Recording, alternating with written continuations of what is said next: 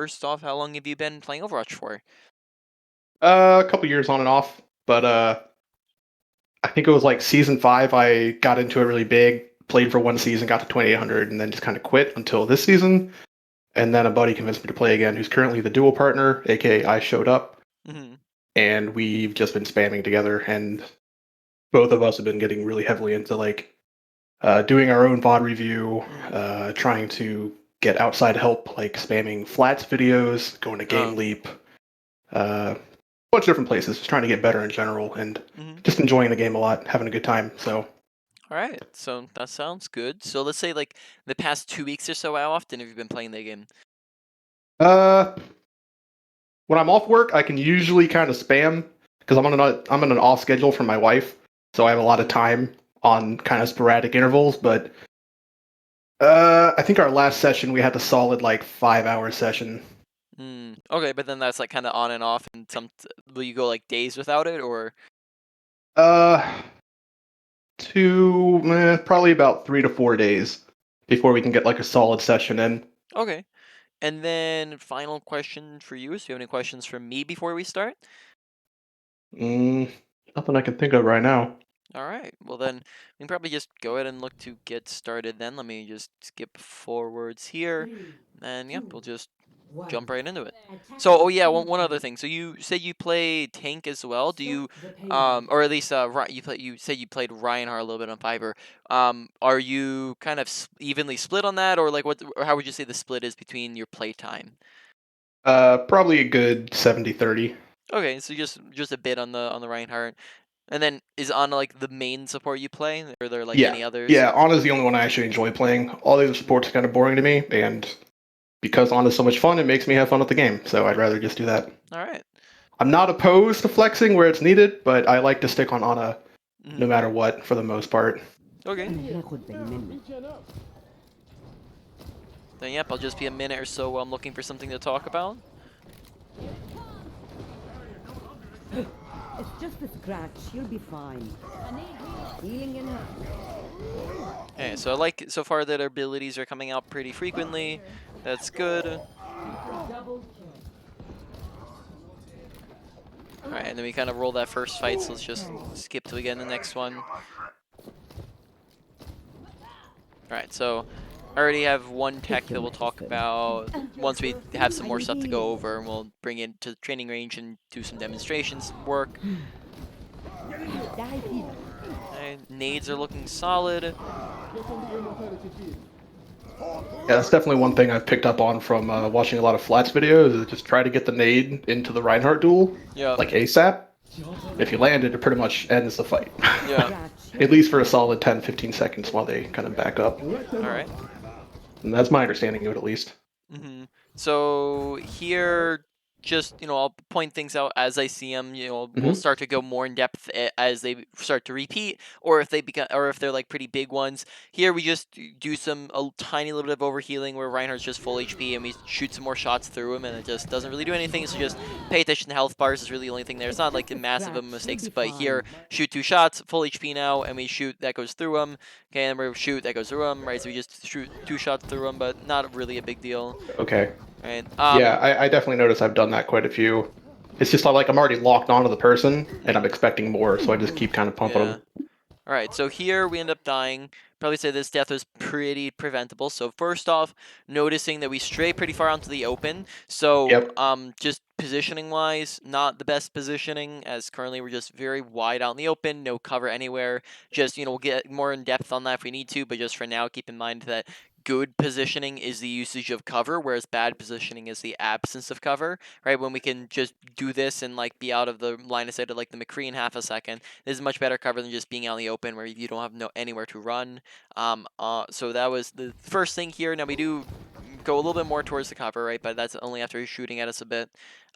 Here, McCree starts walking at us. We just saw him shooting at us, and we have currently 2 abilities that we can be using. We can be looking to like run away from him, right? So like we could throw a nade down at ourselves to heal ourselves back up. We can sleep him, right? Just do anything here really, but we don't seem to notice that he's rolling at us. And Yeah, then yeah, that's yeah, an yeah. awareness thing. So basically obviously deaths are bad, right? We don't want to be dying, and when it comes to deaths, we want to look to fix them and try to die less, because the less we're dying, the more we're gonna be able to do. So when we do die, there's mainly 4 different reasons why you could die, like 4 different mistakes you can make, and it's a misuse of abilities, which I would say slightly this one here, where like we just could have used either of our abilities and stayed alive longer. You could have a too much aggression. You could just be running into their team. That's not the case here. You could be have bad positioning, which would be like if we were out in the open and died, which isn't really the case here. Or you could have a lack of awareness, which is the case here, where we just don't notice that he rolls up onto us. So in this case, we could have survived if we are, keeping our ears open and we're watching for the McCree, and we saw him shooting at us. So it's just being aware of the fact that he's there, and then that more awareness would allow us to stay alive in that instance. Do you have any suggestions on like sound settings to make those kind of footprints and stuff like that more noticeable? Yeah, so there aren't really particular sound settings that that will do that. I mean, you can probably I recommend lowering music volumes. Right now I have my master volume low because I do that while I'm coaching, but I typically have this up high when I'm actually playing. But music volume goes down. Just Oh, make wow, sure you mine's have it. actually really high. Yeah, Okay. just that can help you hear a little bit more. If hmm you don't have an outside like surround sound feature, Overwatch offers that as an option. Though I do have that for my driver, so it won't allow me to use it. But Dolby Atmos is an option here for that. Also, just make sure you have it up loud enough for you to be able to hear things. And then finally, it comes down to training yourself to actually listen for things such as footsteps and gunshots and abilities and ultimates, and making sure we're paying attention to them, which will come with kind of time and practice and making sure we're paying attention to them. Whereas if we're just playing and not paying attention to footsteps, even if like we technically hear them, we won't pay attention to them, right? So it comes down to still practicing at it. All right, so let's skip back forwards here. So we have an ult Watching your here. back. My biggest focus in the last week has been definitely positioning Mm, and trying to use the concept of like rotating to get out of line of sight of enemy DPS. mm, And I've been trying to find good positioning on every map. Some I think I found pretty consistent places, others a little more in the weeds about where is a safe spot. mm. I think Havana is definitely one of those, and I'm not really sure. All right. So yeah, we'll look to go over that as we go along here then. I have your back. Go to sleep. Very nice sleep. Die Oh, Totally clean. accidental. Need to go. I Just mean, blind firing. it was a prediction shot, so I mean, it's still pretty solid. Your target. Okay, Get in nice there. nano. That's good. Though here's where we get into some issues, right? So here, we see the high noon come through. Yeah, we kind of walk onto the open away from cover. So, Your target. Get why don't in we there. talk a little bit more about cover usage? So, cover usage. I guess we'll come back to this instance. So we're at 2 minutes and 40 seconds. Let's just talk about positioning real quick. Go more in depth on that since we're seeing it come up a second time. And this time I believe is actually going to kill us. So let's go over it and then we'll go Never back and stop show how that fighting for applies in what that you believe situation. So, in. positioning, right? We talked briefly on this, but we'll go more in depth here. If we are standing right here and the whole enemy team is standing right there and they're all shooting at us, it takes us 1, 2, 3 seconds to get behind cover. Now, from here, you can't shoot through solid objects, so we're good, we're safe. And that means that we're actually, there's no that means that we're safe here, right? Whereas while we're walking here, we ended up dying because that was out in the open, right? So we're too far away from cover. Whereas if we're standing right here, now it takes us half of a second, which is 6 times faster than if we were walking from all the way over there to get behind this cover, which means that we are much safer in this position, right? So there's cover all over the place, right? It just is everywhere, right? We have slopes, we have pillars, right? Well, in between shots while we're reloading, when we're low health or dodging out bullets, right? We have corners that do the exact same thing. Random objects we find sitting around, like the payload can act like that. Pillar, corner, doorway, corner, right? We all of high ground as well.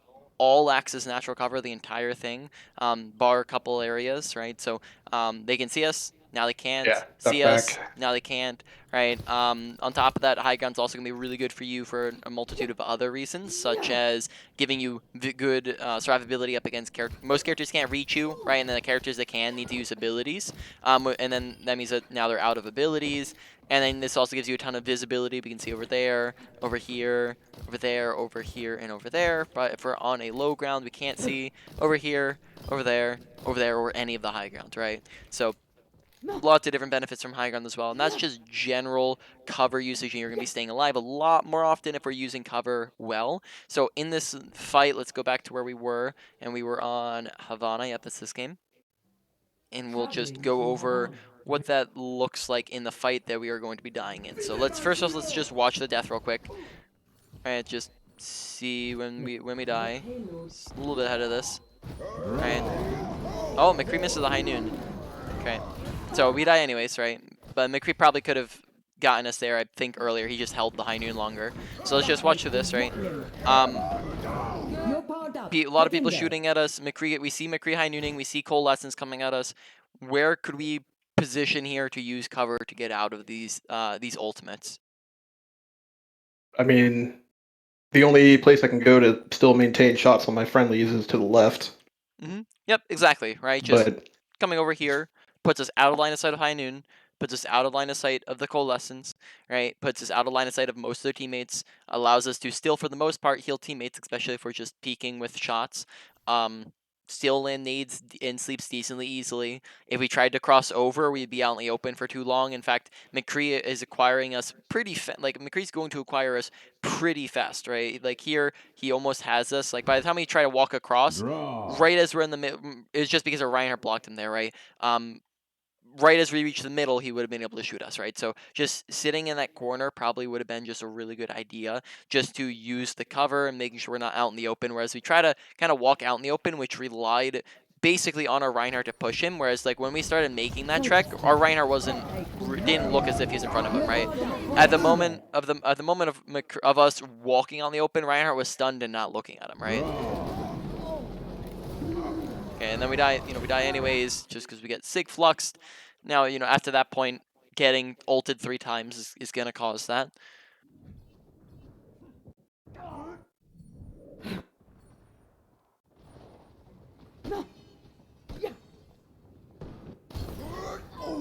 Actually, it's just... Heal up.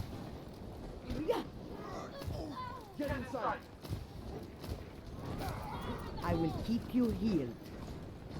EMP activated. I might need this again. You're covered.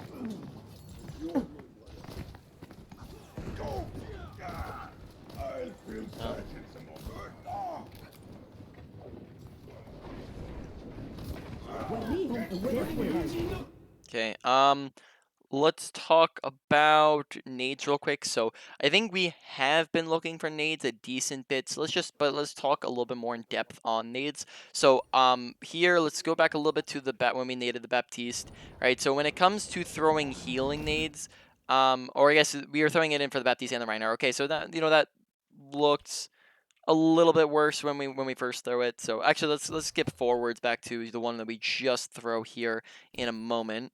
Back when we're like right up here on the high ground, right when we throw the nade. So when it comes to nades, most of them are going to want to be for anti, right? That most of our nades want to be anti nades, as when we throw anti nades, it's a very, very powerful ability, right? It's, 6-man anti nade can be stronger than your nano boost, and it's on a cooldown. Very powerful ability. When you use it, you stop people from healing, but then on top of that, you also create space, right? When you purple them, that means that they have 2 decisions. They can either run in, and in which case you just can melt them while they're purple, and they can, or they can choose to back out, in which case you've just created space for your team, and therefore they will take less damage, right? So that therefore acts as, think of it almost as like a tanking agent in the way that you can use it. Whereas, the healing effect isn't going to be as strong, though still necessary, right? We still need it in certain instances. It's just going to be basically whenever it's needed, we're throwing it. So anytime somebody is in danger of dying, we're using it, keeping in mind that just because somebody's critical does not mean that they are in danger, right? Somebody can be, behind this wall over here and critical, but they're not in danger, right? critical doesn't always mean danger. Now, critical can indicate a higher level of danger, especially if they're in a fight, but you can also be in danger while also full HP. So in this instance, let's rewatch this fight as it progresses. So first off, we notice Reinhardt's purple already, right? We see Reinhardt's purple, right? So then on top of that, we see that both of the other people, anybody else who might need healing is also just out of range of the enemy team. Like here, when we throw our nade in, they're not in danger, right? The reason why they're not in danger is because Reinhardt's too far to swing on things.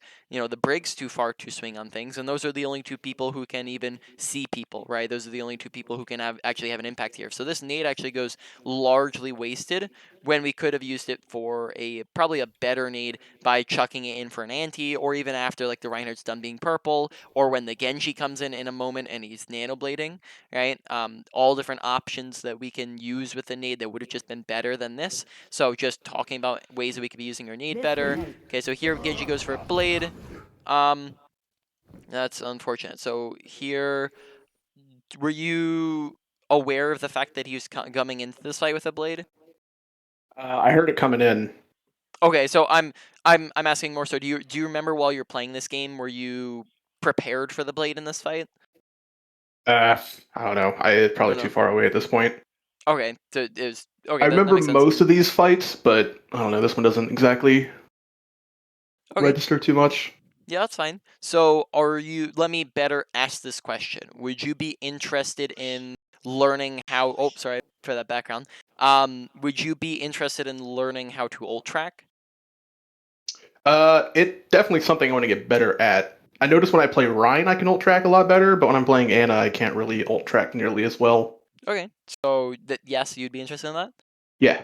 All right, so let's talk about that real quick. So, ult tracking basically is how that process works, and the basics of how it works is first thing you're going to be doing after every single fight that you're in is pressing tab, right? This is going to just first off give you a bunch of information of did they swap characters, what ults does my team have, did my team swap characters, and then finally is going to allow you to scan through their team composition to better visualize what characters they're on, and then therefore scan through them. So we're going to use Team 2 on the top right corner of your screen here, though I'm not going to be accurate to the current ults they have.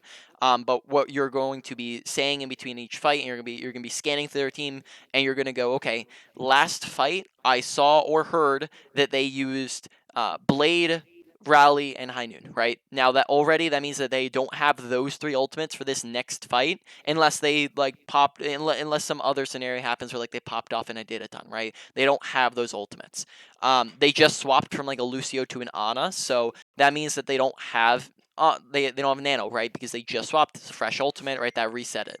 Now we're not sure. Maybe we weren't paying attention, or we were dead, or we just couldn't see it or hear it. So we ask our team, "Hey, did they use Shatter or Flux?" Right? And our team says, "Yeah, they use Shatter." Right? So through a process of elimination, by eliminating every other option, we have found that the only ultimate that they have for this next fight is a Flux. Right? And that's just basically all that ult tracking is. At its basics is just what did they, what don't they have to know that what they do have is a process of elimination. Now it gets more advanced as you get better at it, right? For example, some person, how long has the person surviving? How much did they do? Like a full HP or a full charge, right? Zarya, who just got 6 kills, is going to be a lot closer to her grab than a 0 charge Zarya who died the first thing in the fight, right?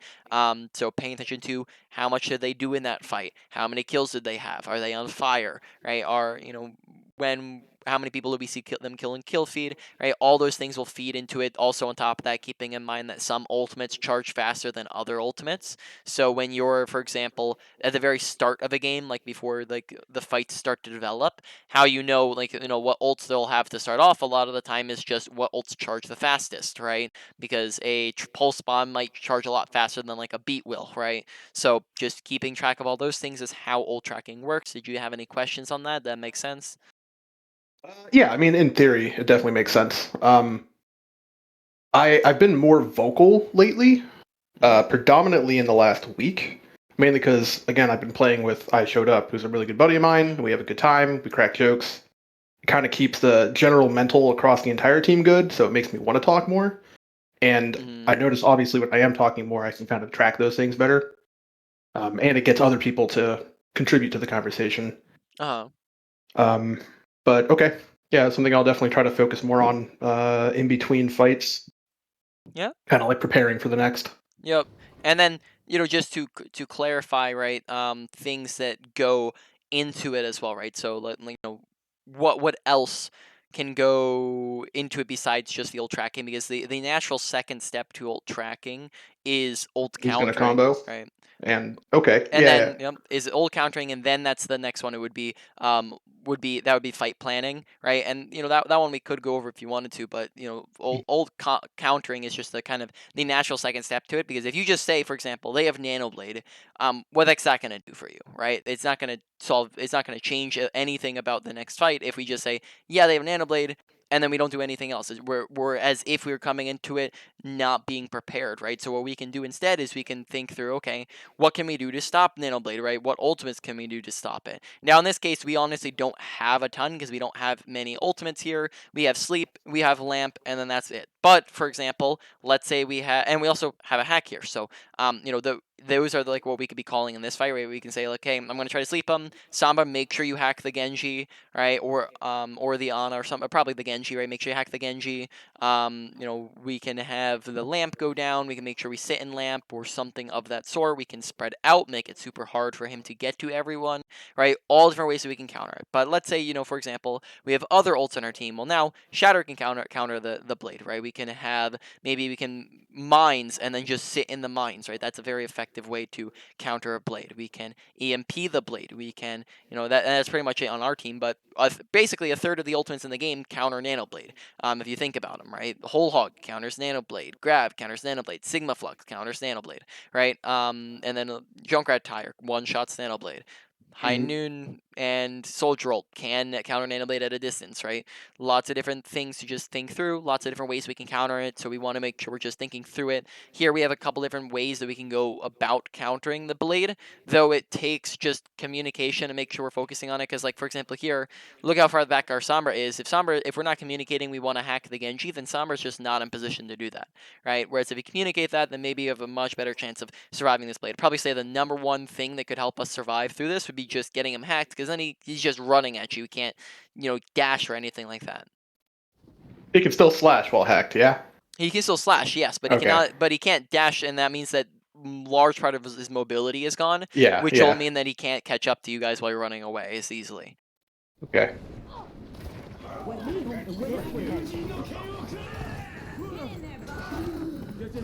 Yeah, okay, so after that point, after, like, all those things missing, not a lot we could do there.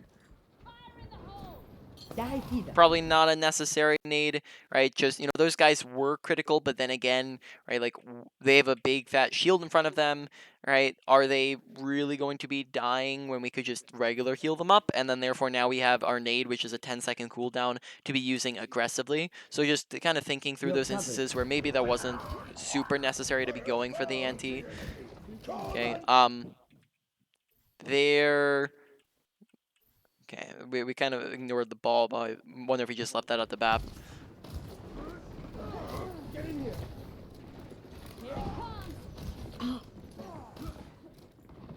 Alright, here we are not seeming to be paying attention to where the fight is progressing, so this just comes in at awareness again and paying attention to our environment. First off, we don't seem to be paying attention to the fact that Sombra is critical, which maybe we can kind of inch our way over to her to help out. Here as well, we're not noticing that, like, our entire team goes over here, right? So we have Reinhardt over there, we have Ball over there, Sombra over there, Baptiste making his way over there, so Baptiste is now over there. So we have 4 teammates over there, but we're kind of chilling off on our own over here. So now we're incapable of really participating in the fight from this distance back here, whereas probably a much... Isolated myself. Yeah, exactly, right. Isolate yourself. Whereas a much better spot would probably be, like, more so like at the top of these stairways, right? And then we can drop if Genji gets on us, but this would give us much better, visibility to land nades and sleeps and to be able to heal our team up. But we kind of, like you said, isolate ourselves to where now we can't really help out in this fight, and then we're just not really participating here very much. So we want to make sure we're sticking with our team, sticking in the fight. Keeping in mind that Ana is... I mean, we'll go over more in depth on this if we need to, but Ana prefers a medium range, not a long range. Get here. I do like to be closer to the fight. Yeah. I Okay. play fairly aggressive, I'd say, on her. Like, I'd rather try to get in and get a nice purple Yeah. than sit on the back and just shoot forever. Yeah, which is why you want to be close. Like on a light prefers like probably say a closer to mid range because specifically because of her abilities and how they become much more difficult to land at a range. So here probably want to be rotating in between fights. So let's relook at this for a second. So first off, Get we here. dropped from the high ground unnecessarily. Probably wasn't necessary just to land a nade on him when we could just heal him normally up from the high ground. In this instance, we want to be up on the high ground because that would give us the best positioning possible. We already talked about all the different things that high ground's so good for. It's very good for landing abilities, and it's going to give us good visibility over everything here. Probably just be where we want to. That would be the preferable positioning here. Yeah, we drop from it, and then we also don't rotate back up to high ground, even though it's in between fights here. So we have enough time. We could probably just, if we wanted to, run around and retake high ground. There's also a little climby thing you can do here if you just hop on this and then hop on that thing, and then you can just jump over to this. Just Whoa, no shit. Yep, no That's shit. cool. Yep. And then Okay, all right. you can also do the exact same thing. Now you can't do when there's no railing here, but when there's a Oh, okay. railing up, you can jump from the railing to this little thing right there, and then from that little bolt thing, you can jump up onto this middle piece, and then from there take one of these high grounds, right? So you can actually stand on both of these as well. So just as little climbing tech for you. But rotating up to the high ground here would probably be a really good smart idea. Make sure that in between fights that we're rotating to the best positioning possible. That's just part of good positioning, is make sure we're doing it in between fights. Whereas here it does not look like we're doing that. Let's see what we do with our nano here. I might need this later. Okay. So yeah, there we're just kind of sitting on top of our team, which again, keeping in mind that one of the best counters to ultimates is to just play split up. So for example, best counter to grab, don't stand together. Best Yeah, counter if to I'd been shatter, on the high go stand ground over together. there, it'd have been a lot easier. Exactly, right? Because then we split up and we don't allow flux to hit all of us, right? Counter Yeah. to flux, stay split up. Counter to blade. In some situation, it really depends on how split you are. But Sure. Yeah. counter. If you're like super split, then blading can become super difficult. Like as a Genji player myself, right? If everyone's across the entire map, then you can't really reach anybody, Fleeing right? enough. I've seen you. You're going to. Let them up. Get inside. You're powered up. Get in there. I think I was aiming for Rhine there, and it just happened to hit ball. Have you adjusted your nano boost sensitivity at all? I have. You Yeah. have? All right. What's that at currently? Let me double check. I've seen worse. You're going to. 50. 50. Okay. Well, that's pretty low. So then that's You're powered up. Get in okay, there. because our crosshair just happened to be on him. So just make sure we're trying to keep our crosshair on the person we're aiming for, even with the nano boost, even if it doesn't have that. We're also trying to aim at them and make sure we're paying attention to the other people there. Now let's talk about as well the fact that this probably even the timing of it, even if it went on the wrong person, the timing of it wasn't great. So let's just talk about how to tell whether or not you've won or lost the fight real quick. Yeah, no, that's Basically, something I could definitely use. yeah.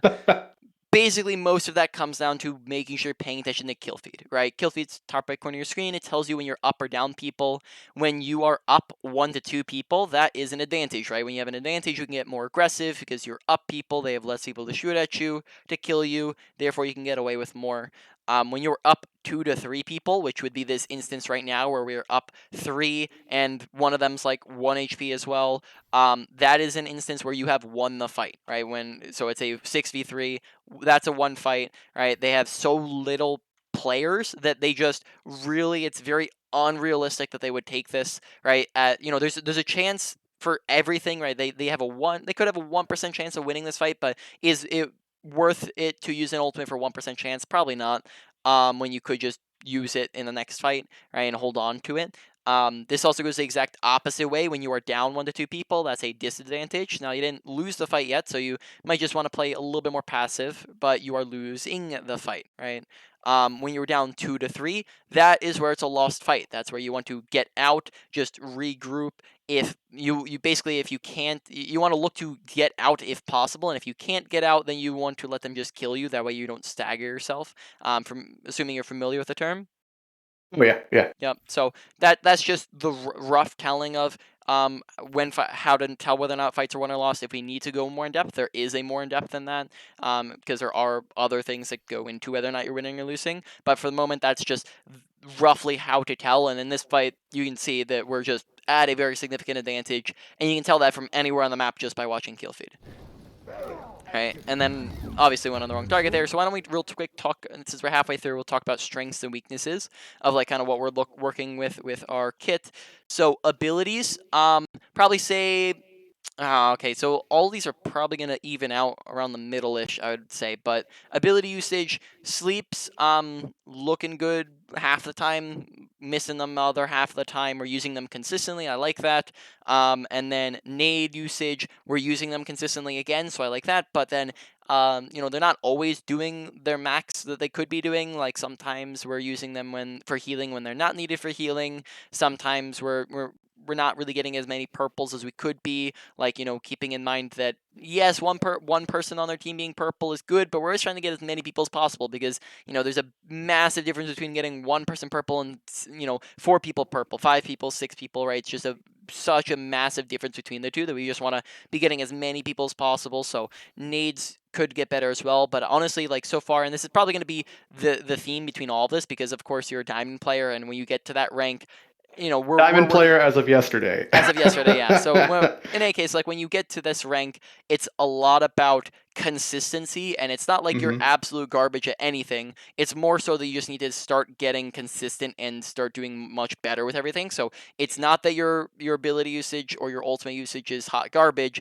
It's that it just needs to get more consistent. So like right now, we're probably doing good like half of the time with our abilities. Like we're doing really good with them half the time. We're using them consistently, but then the other half of the time we're not doing anything with them, and they're missing or whiffing or not doing enough as they should be. And then therefore probably our ability usage is going at like we'll put it like a medium priority for now. Medium priority for you to work on. Ultimate usage, we saw one good ult and one not so great ult, right? So Mhm. again, it's just inconsistent. We'll see as we go on. We've only seen 2 so far, but basically for now, we'll probably put that like a low to medium, maybe a medium. Either or, right? Priority. Then mechanics, general mechanics of you just shooting at stuff is looking really solid. Not really much to talk about there. And then we talked tiny bit about overhealing, but that wasn't by much. So honestly, trying to think. Yeah, there wasn't honestly a lot that we talked about with mechanics. So honestly, mechanics is for the moment is going to go at a low priority, but that we could see that go up as we continue on here. Now getting into probably some of the bigger ones. Now positioning, we've talked about making sure we're taking high grounds, so repositioning in between fights, making sure we're not dropping from high grounds, make sure we're using cover, we're not straying out into the open. So far I'd probably say that's taking slightly above our ability usage, maybe like a medium high priority, though we'll again adjust that as we go along here. And then finally you have awareness. This one again, we've seen bits and pieces all around. So watching kill feed is part of awareness, right? Is paying attention to what's going on and knowing whether or not you've won or lost fights.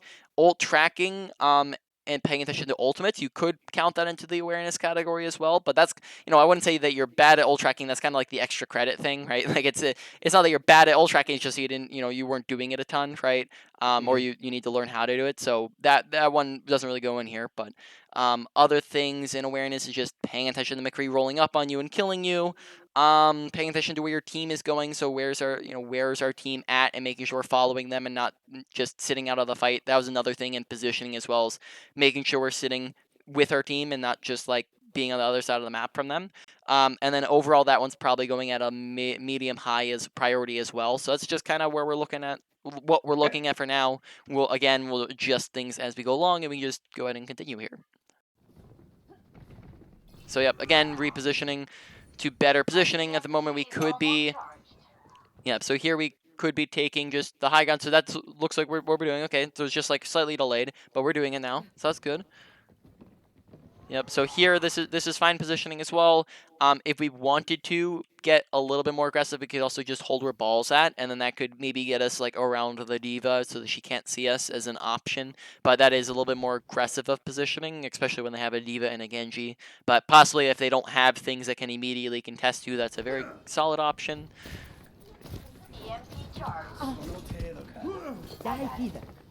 Okay, make sure when people are shooting at you that it probably is a good idea to stop scoping in, as that's just going to make it very easy for them to shoot at you. So this is where we'd Yeah. probably move over to quick scoping. So when quick scoping's not going to be used all the time, right? Quick scoping's only needed in certain instances because of its slow rate of fire. You're not going to want to use it all the time. But one time where quick scoping is useful is when you're trying to hit shots at a long range while not sitting still and having a very limited mobility and visibility, right? When we're scoped in, we have limited mobility, visibility, and when again and people are shooting at us from far away or we're being contested, then it makes very easy headshots for them. It means that we're going to be taking a lot of damage. Whereas if we're quick scoping, now we can move around and make us a lot harder of a target to hit. The other time we can do it is if we're like pushing, if we're like super far away and we're trying to like heal while like pushing back into the fight, we can be quick scoping until we get closer, right? Just as another option. But here we just kind of scope in and let them shoot at us, which probably isn't the play to be making. Yeah, because then and then that forces us to therefore use our nade, which might not be necessary if we have like a Baptiste who's on top of us healing us. The one thing I'd pay attention to is like, is the Genji coming at us? Is he like about to dash at me? There he was outside of range of dash, so possibly didn't need it. Okay, paying attention to our Reinhardt, who's 1 HP below us. Right, that's just again awareness of our surroundings. So we want to make sure we're paying attention to where our teammates are at, where all of them are at. We're looking, we're not just staring straight forwards, but we're looking left, right, down, if needed, right, behind us, up in the air if we have again if needed, like on a high ground or whatever. We just want to be looking around us so that we can see the Reinhardt's 1 HP and we can possibly be helping him out here by healing him up. Whereas if we don't know don't know that he's 1 HP, we can't help him out at all, right? That's just the nature of awareness is when you don't know what the heck's going on, you cannot inherently make good decisions. Whereas if you know what's going on, you now have the capability of making good decisions. So here we can't make the decision to heal a Reinhardt who's 1 HP and about to die because we just can't see him, which comes down to, again, awareness and paying attention to our environment. I have your back. Okay, nice sleep.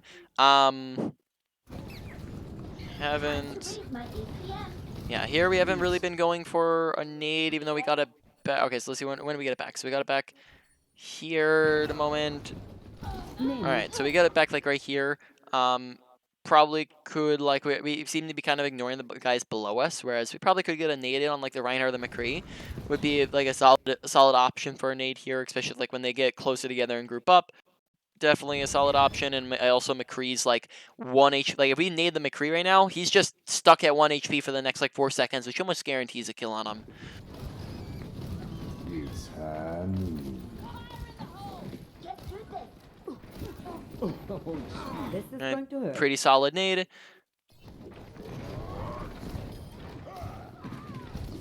Solid sleep. Yep, sleeps this fight. We're doing this really good. Uh-oh. Genji dashes at us.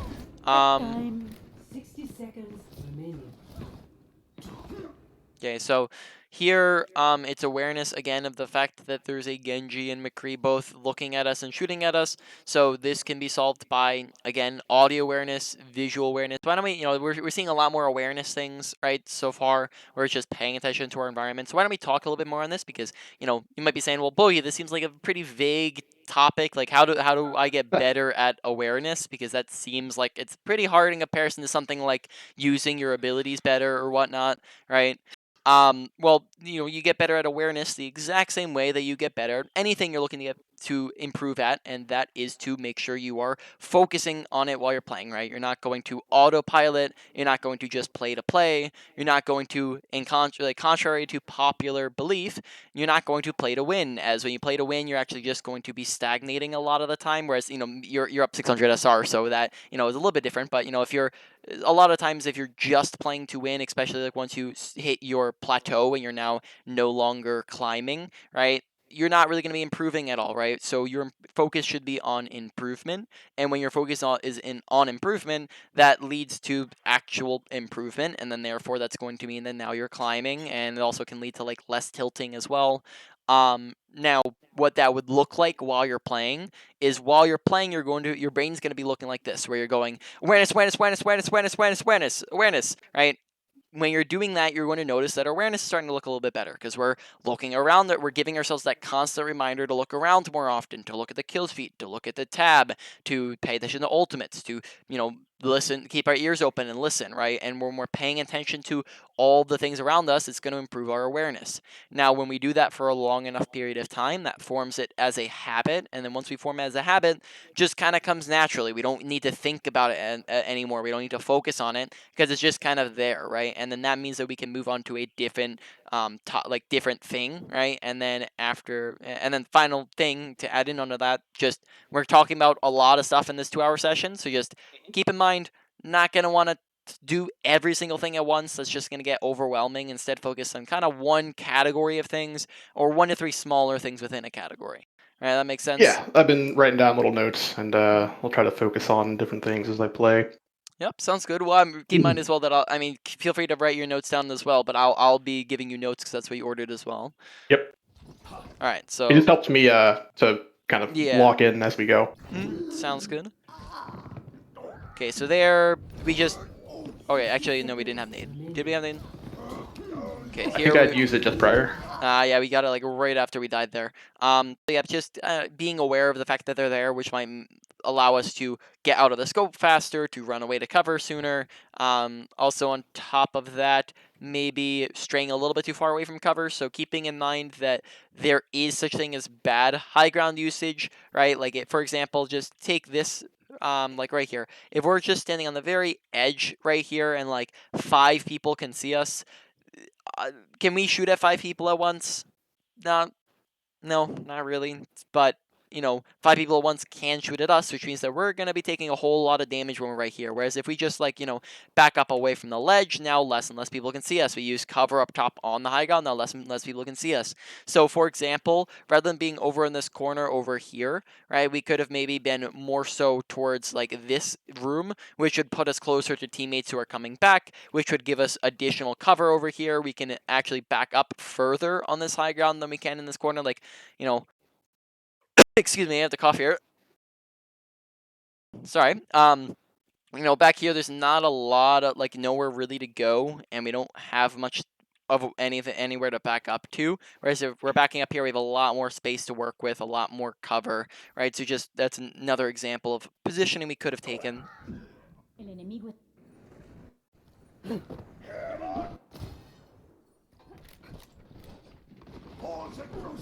Okay, so I think in general, something I could probably do to practice outside of game would just be to practice on my own, at least in a map, to find like good fallback points and good cover spots. Yeah, you definitely can if you want to. You can look for those in game as you go as well. I believe I do have like a. Let's see. I think at some point I went through, and I just linked this to somebody the other day, though no guarantees that this is the right one, but I think with someone in the past, I also did a coaching session on just like purely this is where you should be standing on support. And we just went through a bunch of maps. I don't think it's every map in the game, but we just went through a lot of maps. If you'd like to take a look at that, I'll just link it to you real quick. Yeah, I would be interested. Obviously, it's not like a hard and fast, you stand here at all times, but yep, just general good spots to be. Yep, exactly. Just general good spots to be. They're almost out of time. We'll stop them here and now. Okay, here we come back in. Seems as though maybe we okay, so Genji's in on top of those guys. Probably could chuck a nade in maybe to purple Genji, healer Ash up. They're almost out of There time. we kind Let's of stop them ignore here the and Ash now. who's critical on point, who we could be healing. Reinhardt who's critical over here in turn to look at the Genji who probably doesn't even know that we're here. So just kind of prioritizing them and healing them up and keeping them alive. Because Genji doesn't even dash at you when he comes up there. And then we just spend a lot of time staring and not really doing much there. Alright.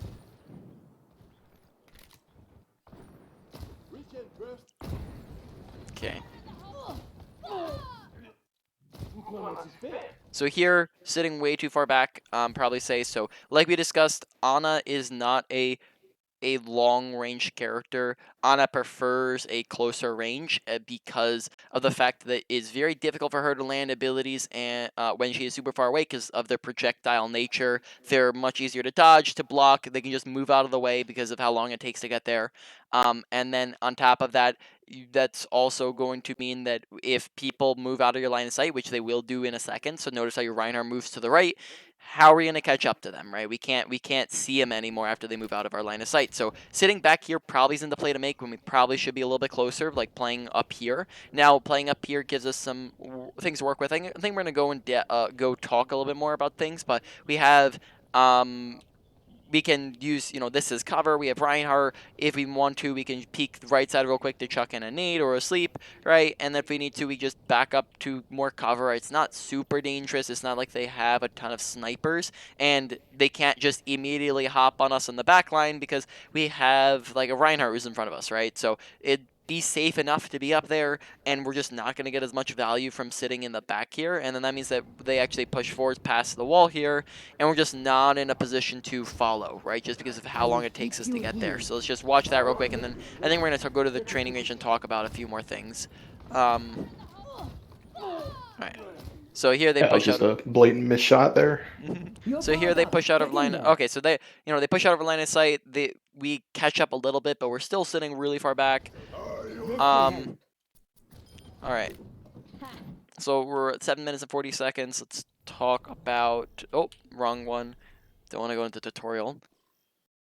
Just going to talk about some stuff. Oh, last time we came to training range, we talked about positioning, and I forgot to think and go over that other thing I wanted to talk about. So, real quick, positioning things, right? Just talk it. I probably wouldn't say this is as bad as like the other one we were talking about, which is general positioning, but this one definitely still applies. Is just Ana specific positioning, right? And how she looks to operate. So on Ana, you have 3 boxes you're looking to check off with your positioning.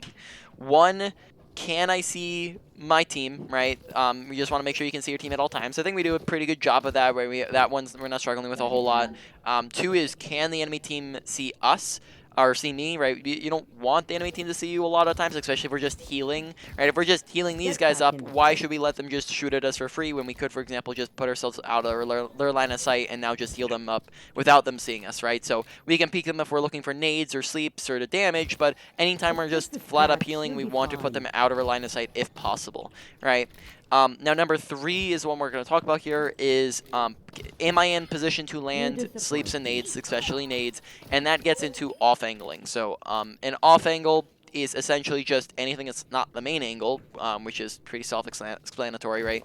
If the enemy team's right there, our team's right here, this is the main angle. An off angle would just be if we went right over here real quick, right? The 3 things that can block a nade are your teammates, shields, and the enemy tanks, right? Because they can just block it from hitting the people behind them, right? So it goes from being a 1-man anti-nade to a 6-man anti-nade, or plus more than just 1 if we get it past the tank, right? So if we come to their back line, right, now we can just get it straight past everyone, straight into them, right? And then that is an off angle. That's how you look to get nades in super easily, right? That's for example the angle that I was just showing you in the game that we were talking about, how you just go to the right real quick, get around the main angle and just chuck in a nade, right?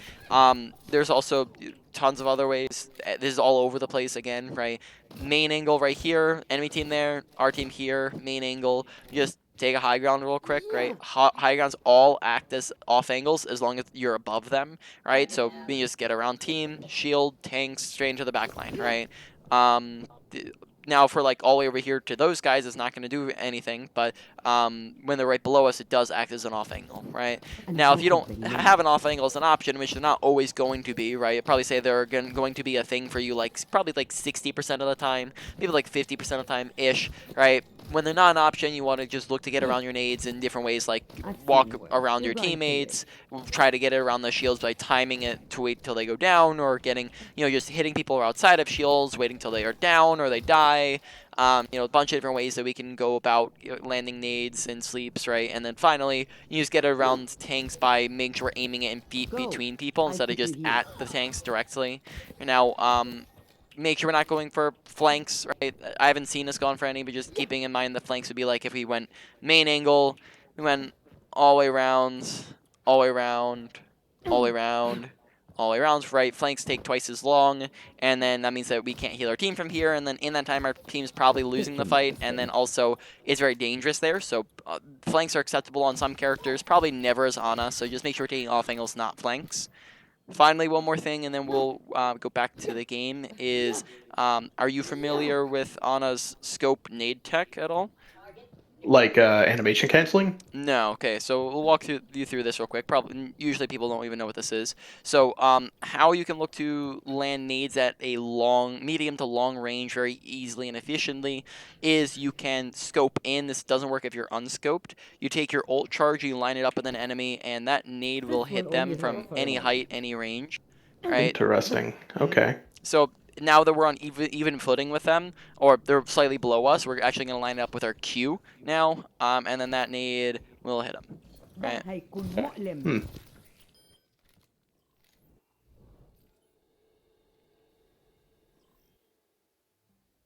Traveling to Havana, ready for battle. All right. Overwatch. You're like somewhere in here, so we just use our ultimate. I will. You're powered So up. like right Get here, in for there. example, if the fight's happening like right here on this corner, then just coming to the right real quick can just act as an off angle because we can get a nade like right in through here, which can get behind their shields, around their team, around the tanks, right? So we chuck it in at Reinhardt, which is fine. I think I like the nano targets we're going for, besides the one where we miss it on the ball, right? And then with the timing of that, let's rewatch that for like half a second, because currently we are at an advantage, right? We're up one You're person. powered up. Okay, Get so we're in up there. one person when we use it.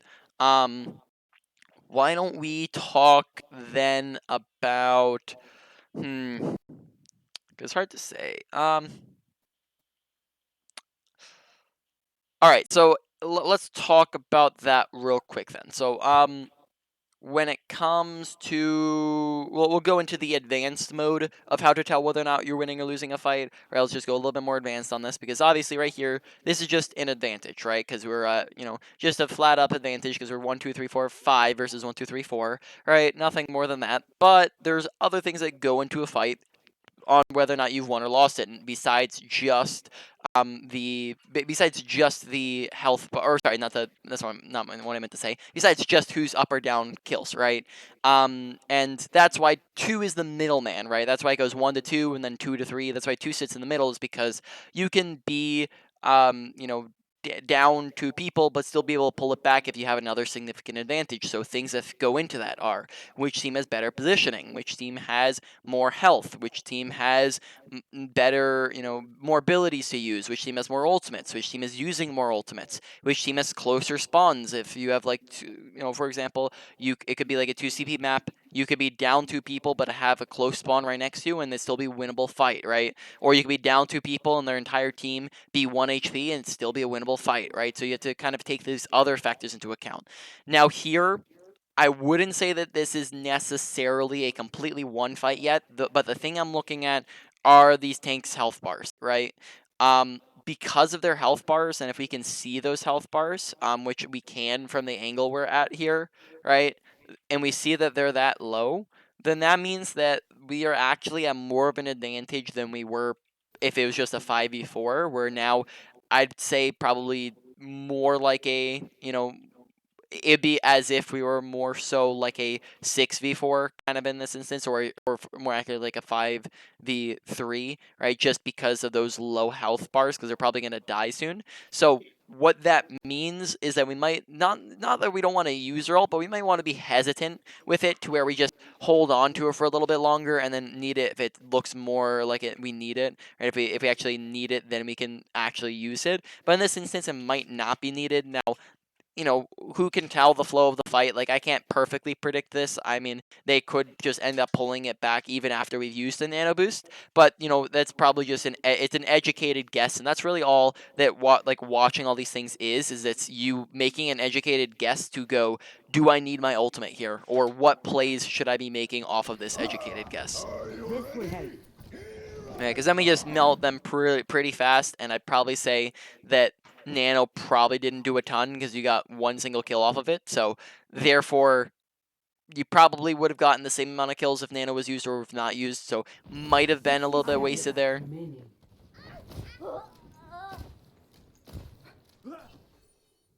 So we just want to make sure we're not using fights in won or lost, or not using ults in won or lost fights. Watching your back. Here it comes. Name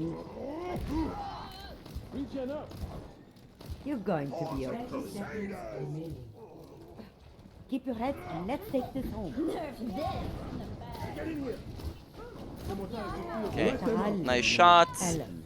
Mechanics are doing fine still. Right, we're a little far back, but this is all right. I mean, honestly, this is where I would say maybe playing far back would be a good idea because there's not really much. There's not better positioning anywhere closer that you could be at really, unless your team's pushing all the way. If your team's all the way in spawn, then I would go. But where they're at right now, I think sitting back's fine. Buen tiro. 10 seconds remaining. It's time. Get in there, Bob. Over. Being in a Okay, decent nade, but I really only got one person in it. So again, just looking for more than one because you have a maximum, it's very, very unlikely, but you have a maximum capacity to be able to hit 12 people at once with the nade, which is, never happened in a game ever. But, you can just see based off of that hitting one single anti isn't going to be really as powerful when you can hit much more than that with it. So you just want to look to tone that up and go up and up and up, right? A plat player might not be able to hit any people, but hopefully a masters player should be able to hit consistently 2, 3, 4 people, right? And then once you get to GM, maybe you can consistently hit those really massive nades, right? So just getting better is part of knowing how to hit more nades than just one person, which can be making sure we're lining them, waiting for people to group up more. It could be making sure we're timing it better, looking for better nades. name. Walk it off. Okay, very, very close to getting him there. I don't like that we didn't use our nade. All right, let's rewatch that. Right, we have our nade. 2, 1. Okay, so I guess there we. Yeah, I mean, My we general just gotta- philosophy when they have a Genji, especially if he's going for me, is kind of holding cooldowns more frequently. Yeah. So typically, when it comes to that, right? That I would typically say that what you want to do instead of holding all of your cooldowns is more so like hold your sleep. So it scales up with how many people they have going for you and how frequently they're on top of you. So if they have like 1 to 2 flankers, right? So Tracer, Genji, Doomfist, whatever, right? Then we might want to just hold on to sleep, right? We can still use nade very frequently. We can do whatever with that, but then we might want to hold on to sleep because that's going to be the best way we can actually get them off of us, right? Now, if they're just constantly on top of us, like the entire game where they're like #1 target and they're not going for anyone else, then we might want to hold on to both of them, right? And then if you're up against a full dive, so you're up against like they're running an entire dive comp with Monkey, Diva, Ball, or Genji, Tracer, Doomfist, or anything of that sort, then that's where we can hold on to both abilities as well. But if we look at their team comp, right, they have or I guess they just swapped it up to for the contest, right? But they were running like a Reinhardt before that, so they have a Genji, right, and then they have a Diva who can get on top of you. Yet I doubt even that the Diva will be diving in very much because they're not running a dive. So I'd probably say realistically, the only thing that is going to be on top of you is the Genji, and he hasn't really been on. He's been on top of you a little bit this game, but I wouldn't say he's been on top of you like the entire game so far. So holding on to both of your abilities isn't necessarily isn't going to be necessary in that instance, right? But I think it was fine there because we just got in that instance we had just gotten our nade back. That's unfortunately just bladed us though.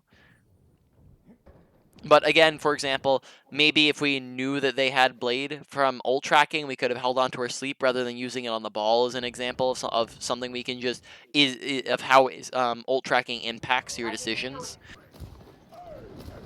أنا هاخد بالي منه. You're powered up. Get in there.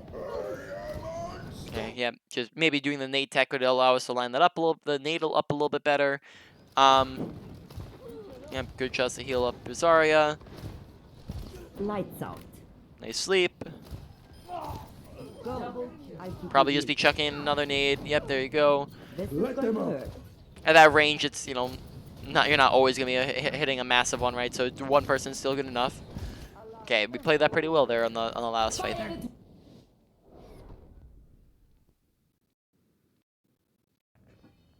Ready. Never. All right, just gotta skip forwards here.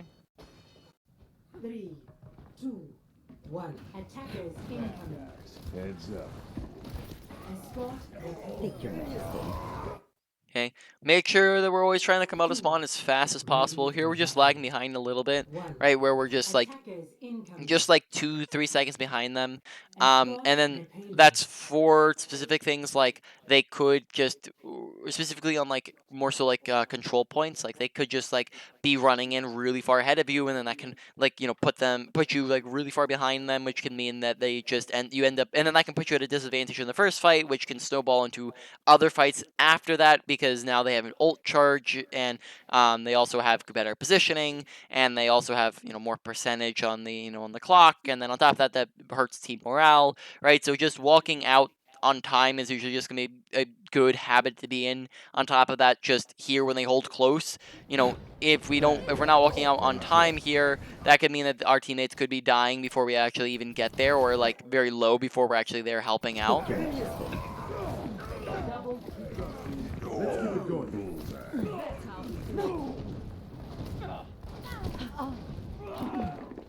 Clearing the area.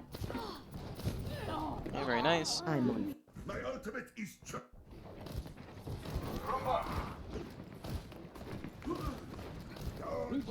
friends. I have your Okay, so here, let's rewind a little bit, right? So like back to here, fight's done. We're thinking, okay, where should we be positioning for the next fight? Because we're constantly thinking about that. Next fight, we won this first fight. Next fight's probably gonna be happening somewhere around here, right? Either on this corner or when the cart's about to cap, right? That's roughly probably gonna be where it's at. So we have like this entire half of the point to think about here. Probably where would be the best positioning that we could take to check off all those boxes, or at least as many of them as we can, being able to see our team, trying to put the enemy team out of our line of sight, or at least having cover to be able to put them out of our line of sight, and then also being able to hit nades and sleeps. Kind of where would check off most of those boxes. I think I might put myself behind that little truck. Right here. Yeah, and then fall back to the right if I need to get a better line. Okay. I would probably say that this doesn't really. I probably say the better spot to be would be like to be top right here. So let's compare the two. So right here, you can see your team. Yes, so that's one box checked. 2, you have cover. Yep, that's good. 3, are you putting yourself out of line of sight of the enemy team? No, we are not, because we don't. We're not. We're basically they're staring straight at us here. There's no cover that we're using to put us out of their line of sight unless we're sitting behind this, in which case we only have these angles, right? 3, can we land the nades and sleeps from here? Not super effectively, right? It's not putting us in a great position. We just have to try our best to get it around 2 shields. Right, now let's look at this top right positioning, right? Now, yes, we can see pretty much the entire point, right? People go over here, we can see over here, they go below us, we can peek the edge, or if we need to, we can possibly drop as well. From here as well, we have the high ground to use as cover, and we can put ourselves out of their line of sight. We can use this right wall to put us out of their line of sight, and if they are actually, in fact, if they're not on this left side of the map, they won't even be able to see you. If they're walking on the bottom right, which is what they're doing right now, right, they're not going to be able to see you if we're up here, right, while we're healing our team, right? top of that, pay attention to, can I land nades and sleeps? Actually, yes, you can, right? Because we can this high ground acts as an off angle. So if we're right here and the enemy team's, for example, standing where they're going to be in a couple seconds, right underneath like green car or whatever, we can chuck nades over their shield and get it around them much easier, right? Now another tiny little just positional thing, just so that you're aware, is you can actually make this kind of strafe jump and jump around onto this, and then again around onto this, and then this can be a funky nade spot that you can get from there. Now, the only reason why I probably wouldn't go for that is because of the fact that they have a Pharah, which she can get you super easily up there. Whereas if they didn't, maybe I would like come into this spot, wait for them to get underneath me, nade, and then just like jump out. Right, is something we could go for. But this would definitely be the spot I would go for. Just the only thing really you have to be careful of is just watching for people to come up the stairway, and then if they come up the stairway, all you gotta do is Jump back exactly off the just high ground. jump off the high ground, or you can look to duel them if it's like someone you feel comfortable dueling, right? Yeah. Probably not a Pharah. Yep. So here we just don't really make that rotation. Rather than walking forwards, to probably like walk around the right side would probably be the best thing to do. Chuck a nade in there, just get them pressured off of your Zarya. Like, even if you can't throw the heal nade in to your Zarya, like we said, you throw in chuck a nade in right here, purple both the tanks, that creates pressure on them to where now they're like, do I really want to push while purple? They might be a lot more hesitant to, right?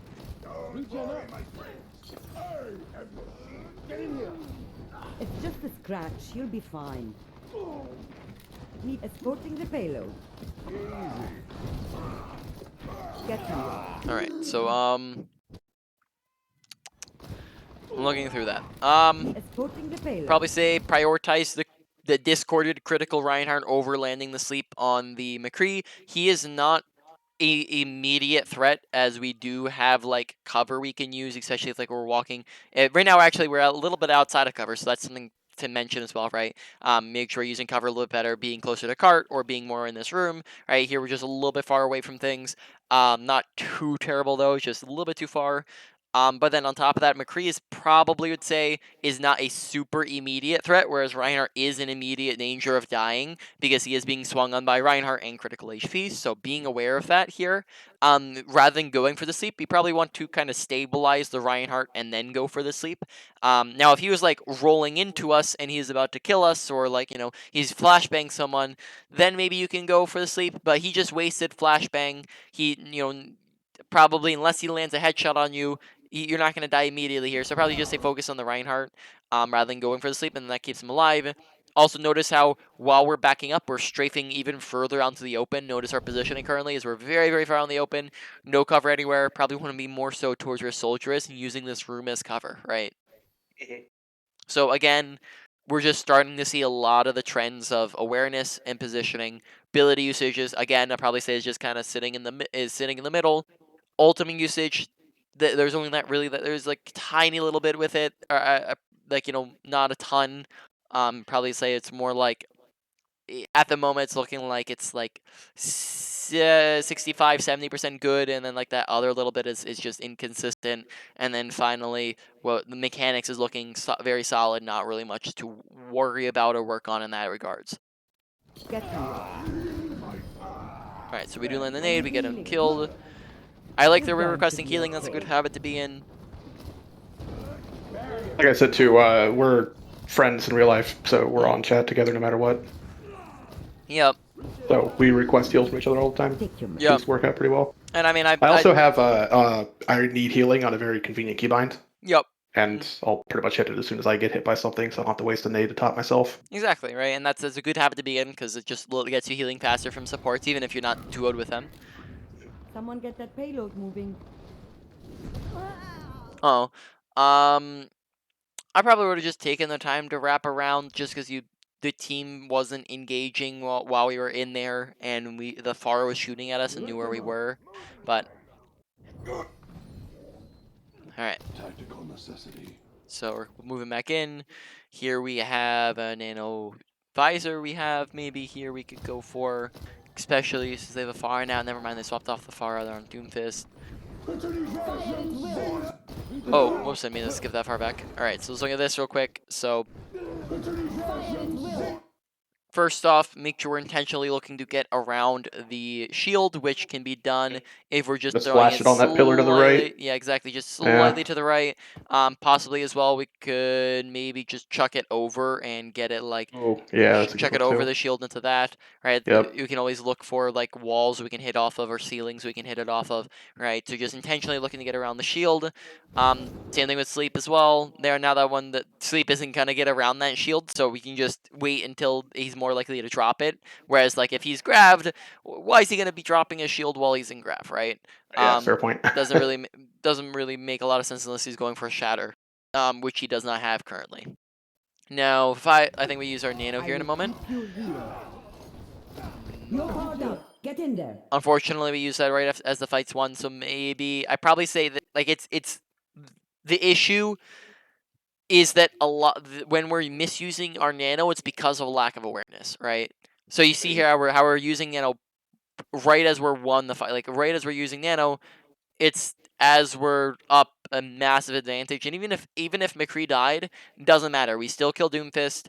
Then it's a 1-2-3-4-5 versus a 1-2, right? Still a one fight whether or not McCree wins or dies, and then he just gets a close spawn. So Nano just ends up getting wasted here. So couple things, right? So first off, make sure we're paying attention to kill feed, right? And I don't know if I want to like put the I don't know if I want to put our ultimate usage up super high just because it's coming off of the awareness is the reason why, right? I don't know if I want to boost it up for that sole reason.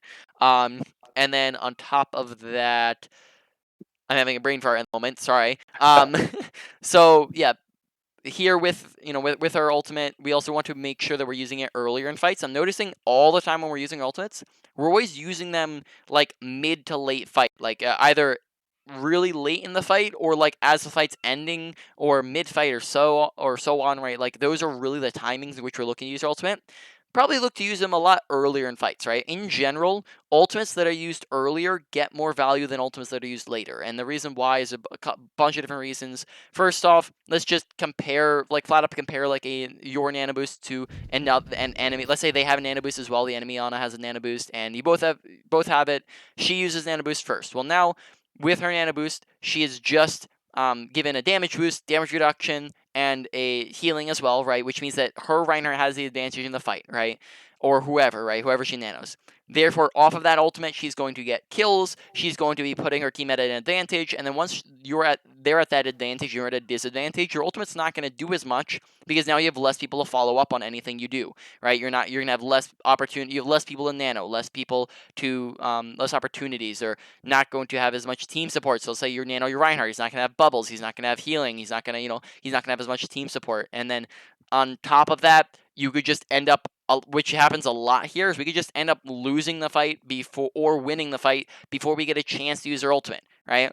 And a lot of them has been winning the fight before we get a chance to use their ult, but like they could also go the opposite way because if we just don't use our ult until the last second, we could just end up losing it before we get a chance to use it, in which case it just forces us to hold on to it longer, or we could be using it in the bad instance. So make sure we're using them earlier in fights. Now you don't want to do it so early that that nothing you don't have any way to actually do anything with it, right? So let's look at this fight, right? Like let's look at when you shouldn't. Like you shouldn't be using it now, right? Obviously the fight hasn't begun yet, right? Nanoing someone now wouldn't get any value, but you want to nano right as the fight's beginning or right after the fight's begun, right? So again, So still like Zarya right now. nope, still probably not yet Still because not? the Okay. fight's probably not like it. I probably would say the fight's about to start, but it has not started yet because we're still in the kind of the poke phase. We're still kind of shooting each other from a little like far away. Zarya right now also would have to contend with 2 shields in her face, so it probably would say that she wouldn't even be the best character to go for for nano at the moment. Whereas Reinhardt would be a lot better because he doesn't have to worry about shields, right? Mhm. I would go probably more so like right about now when Reinhardt when Reinhardt lands the shatter and he's about to charge in, right? This is where we can nano Reinhardt as he's going super aggressive, right? He charges in, he's going in aggro.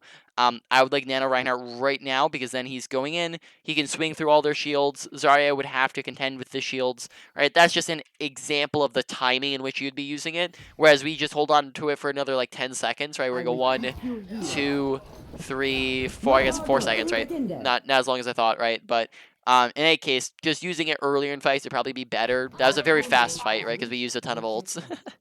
True. Yeah. But we've seen it like 3 fights in a row where it just really hasn't done much. I'm on fire. Okay, here probably just be rotating. Yep, there we go. Taking the high grounds. Good idea. Get back in the fight. Yep, massive nade. 3-man anti-nade. Best nade we've seen so far. Vaguely remember calling this one too as like big nade, get in there, Ryan. Yep. I mean, honestly, like it's him running in by himself into a room, so it might not even be the smartest idea anyway for him. Just because Yeah, even, true. even with the nade, he might get melted like insanely fast. Misusing high ground positioning. Notice how we don't have cover anywhere where we're standing right now, and then the high noon I would imagine is about to kill us unless Reinhardt like puts up a shield. So positioning right now is not doing the hottest, and I was about to mention that because we're kind of standing here and scoping in. Probably want to again be using more so like this. Like right now, this high ground doesn't. When we're on even footing, when every single person is on the high ground, the high ground platform itself does not act as cover, right? This high ground is doing nothing for us if they're all standing over there. So instead, we need to be using side cover still, right? Using this as cover, right? We should be much better positioning, or alternatively, using this as cover, right? Whereas where we're standing right now, no cover, and then therefore die, right? Double kill. Pretty massive nade. Again, 1 AP Reinhardt, healing up our Reinhardt, but we're dead as a result. So just want to make sure we're using better positioning, staying alive longer, doing more things, therefore. Step ladder. This will help. Okay, nice shots. The payload Probably be requesting healing. Alright. So we're coming up next fight. Let's see how we use our nano. My ultimate is charging. Alright. We're letting them walk a little bit ahead of ourselves, but okay, we're catching up a little bit.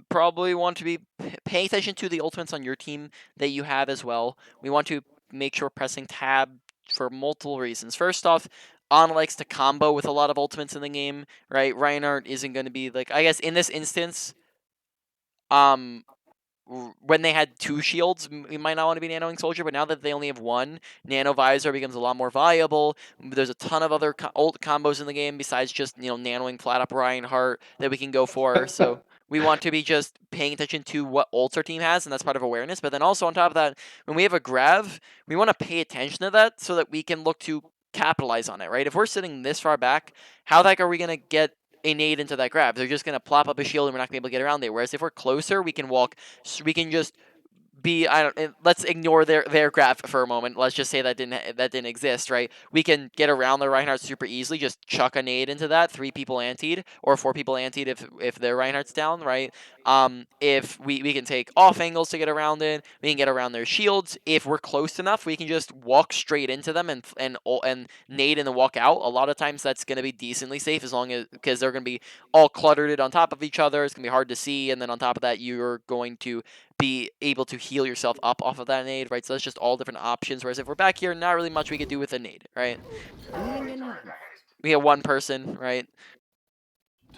You're powered up. Get in there. Again, notice how we're using nano very late in the fight. We're using it after both grabs are used, after a shatter's used, after the enemy on us nano is used, right? So we just used our ult like 4th in that fight, so just want to make sure we're using it earlier. On top of that, we're using it after we're at a significant advantage yet again, right? Right now it's a 1, 2, 3, 4, 5 versus 1, 2, 3, 4. Again, we haven't won this fight, but I probably, oh no, sorry, we're up. Sorry, it's 1, 2, 3, 4, 5 versus 1, 2, 3. Sorry, not 4, right? 1, 2, 3, 4, 5 versus 1, 2, 3. This is a significant enough advantage, again, to where I wouldn't be, it's not that you wouldn't use your ultimate, it's where you'd maybe be like, okay, I'm going to hold on to it unless we need it, right?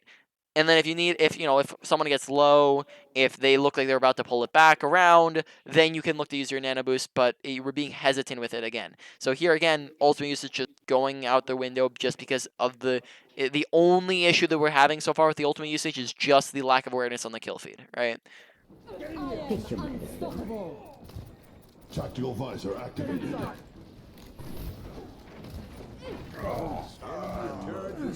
Pulse munitions in the morning. Alright, so we win the fights. أنا هاخد بالي منك. The payload is approaching. Oh, make sure paying attention to our teammates. If Zarya is pushing an aggro here, we want to be able to help her out and support her. Right here, we could have, if we saw that she was getting that aggro, we could be walking into line of sight a little bit more of her, like somewhere over here, positioning ourselves where we can see her, or even just get when we see that she's like slept down there, we can be running towards her. Whereas we don't notice this until a little too late, and then maybe we could have gotten like a nade there or something or so. So again, it's just kind of paying attention to the. It's not that, like, to clarify there, I don't think that you really could have helped her that much. She probably was still gonna die, to be honest. But it's more Yeah, I so would the have had fact. to put myself yeah, in a bad spot to yeah. attempt to save her. Exactly. She probably still would have died. It's more so the fact that we just didn't notice until too late, right? It was just the lack of the noticing that was the awareness problem, less so that we didn't save her, because we probably wouldn't have been able to save her. Heal up. Let them out. Step right. All right, and I think that's it. So yeah, that's a good game. So we still have like 45 minutes before we get to like the and then after that we'll go into the main points and review and then wrap up the session after that. Do you have another code that you'd like to go over? Sure. Yeah, let me grab All right, one. I'm gonna close my door real quick while you're doing that. Yeah, go for it.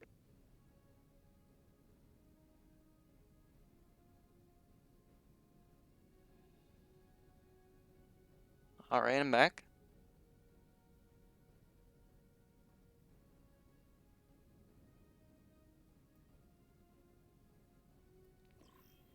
Here you go.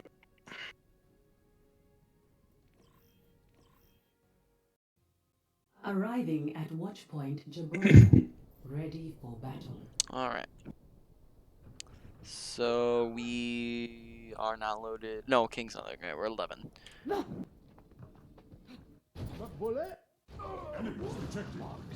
Okay, so our soldier just got sniped. Probably could be maybe like chucking a nade up here. I probably be expecting people to be standing there, right? Because people are gonna be standing there almost every single time on the enemy team. So just that's probably a pretty good place that I'd be looking for a nade on. And if we get like a nade or a sleep there, that's going to like up our Force them off the chances. high ground. Exactly. Force them off the high ground, create space for our team, possibly could even secure a kill if our team's like, for example, our monkey could jump on it after we land Yeah. the nade. Alright, so you're just looking for an ability there, and it's a very low risk to us ability usage, because it's not like we're in danger of dying after we use those abilities, because we have spawn an inch away from us, we have our whole team on us, have a high ground, they're not going to push in this far to kill us, so I mean, you might as well use it. It's not like we're going to be able to use it anytime soon anyways. Okay, here, probably want us to be pushing forwards, right? We don't want to stay too far behind our team, because then, for example, Monkey's pushing out of line of sight and we can't see him, right? So this is part of position, positioning point number 1. Can you see your team? Here we want to be able to put ourselves in, line of sight to be able to see them, but then on top of that, dive takes it kind of one step further.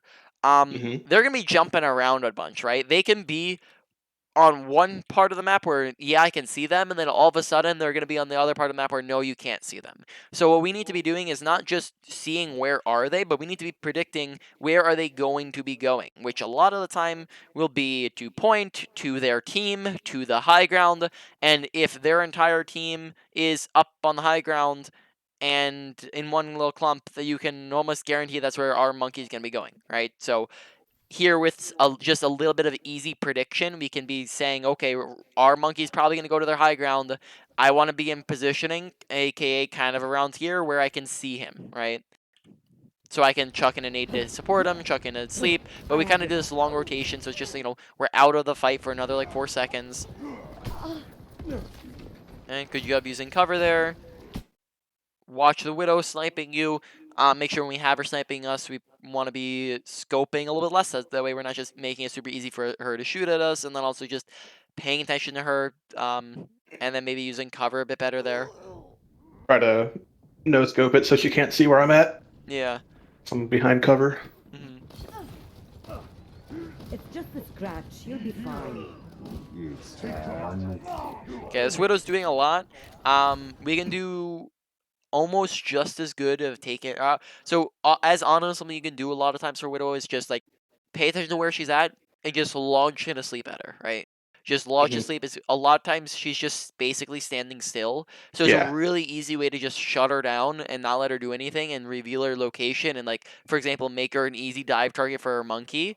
If we just land the sleep on her and then that's how we can contest her. Whereas, that's just a really easy value sleep that we can be getting consistently. I will keep you here. Return from death. Personne n'échappe à mon regard. Splashdown. Hey. Okay, probably Go. one thing I'd be I saying is keep that we're you just here. not really looking for abilities at the moment. We haven't really used anything since the start of this game, right? We've used like one nade and that's it. Make sure, and that's been in like in a minute and 20 seconds. Just make sure we're using abilities and looking to use abilities. That's much better.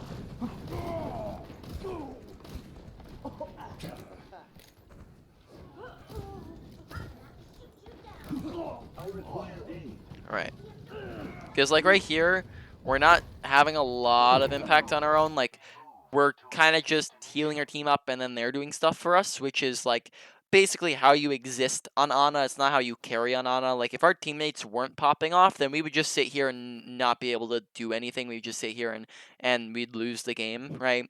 Whereas if we ourselves are trying to have that impact, we need to be able to land big nades, get sleeps in, do things. Whereas so far we haven't really done anything. We've just kind of sat around and healed, which is just kind of the bare minimum, right? So we just want to make sure we're doing more, right? We're using our abilities here. I've seen worse. We're going to live. Good usage of cover, but just make sure we're maybe standing slightly closer to it to start off, right? Sterben nicht. You're powered up. Get in there. Right? Watching kill feed, right? It's just a trend that keeps on going. 1, 2, 3, 4, 5. Close spawns versus 1, 2, 3. And then he's like nowhere close. He's probably not going to be able to kill a Valking Mercy. And Monkey's also not in his line of sight. So he gets one kill here and then Nano Boost doesn't do anything else and you've already won the fight, right? It's just overkill. It doesn't do anything. So I don't want to, I'll just point it out from now on. So it seems to be happening very consistently. That's now being bumped up high to like, probably say that this is on that honestly gets bumped up above your ability usage. So to reshuffle things around just so we get a better sense for where things are at, probably saying awareness and positioning is coming in at a high priority. Now your ultimate usage is a medium high priority. Your ability usage is a medium priority, and then your mechanics is a low priority. And then that's just kind of what we're looking at for what you need to work on.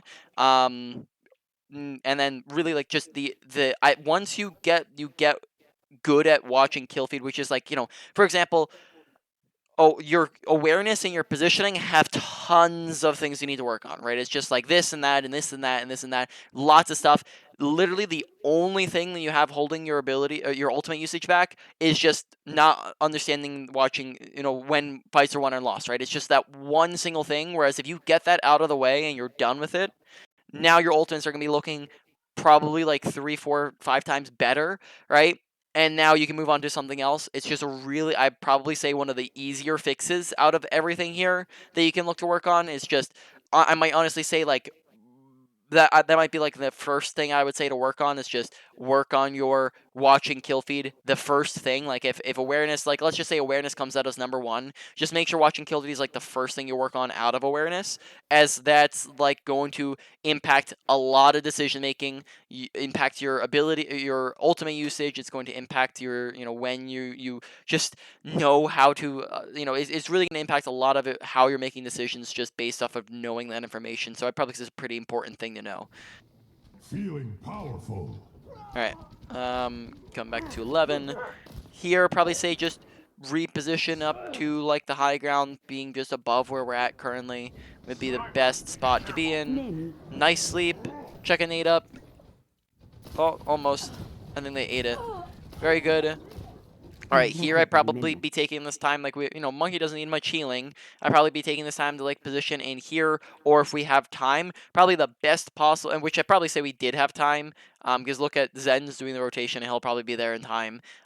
If we have the time for it, we could probably be positioning up here, which would probably be the best place to be. Actually, they have tanks. Honestly, never mind. They have dive tanks. So Mhm. honestly, I might say that you might want to. Because this is where it gets hard. So I probably say because they're on dive tanks, off angles don't really do as much anymore, right? When they're on dive tanks, like you don't need like what do you need to get around shields for and around tanks for if they don't really have like those things to do and like they're not all gonna be clumped up anyways. So off angles aren't gonna do much anyways. Probably say like still the best thing maybe we could be doing is I'm fairly certain you can stand right here on the edge here, which could give us good cover to be able, good positioning to be able to see most of our team while also putting them out of line of sight. Same thing here. Probably say honestly this might even be better positioning here as well. See, being able to see most of our team here while also putting them out of our line of sight. The only problem with this would be with this position would be okay with a lot of visibility. The only thing would be we'd be very easily sniped and dove from here because they can just see us very easily from this position. So I would probably say we want to be somewhere on the top, like the top left area would be the best positioning possible here. Just again checking off those boxes, which is something you can look to do while you're in game or just while you're looking at good positioning.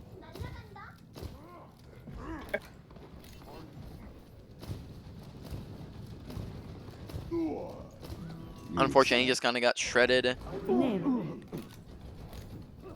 Probably could be chucking up a nade on that. Just like, line it up with the scope in, chuck up a nade. That's like two, maybe three off of that, like from the Lucio. Whereas that one didn't do anything. Yeah, I remember specifically holding off that nade, hold the monkey, and then I chucked it. And I was like, oh shit, that was terrible. Fire at will. This will Massive. That's a really good nade. Good job getting out of the Widow line of sight. That's good. I don't know how that missed, but okay. Sniper, be careful. Okay, probably just wait till the bubble goes down, and then now Monkey's in on top of you. Oh, I remember this one. Oh.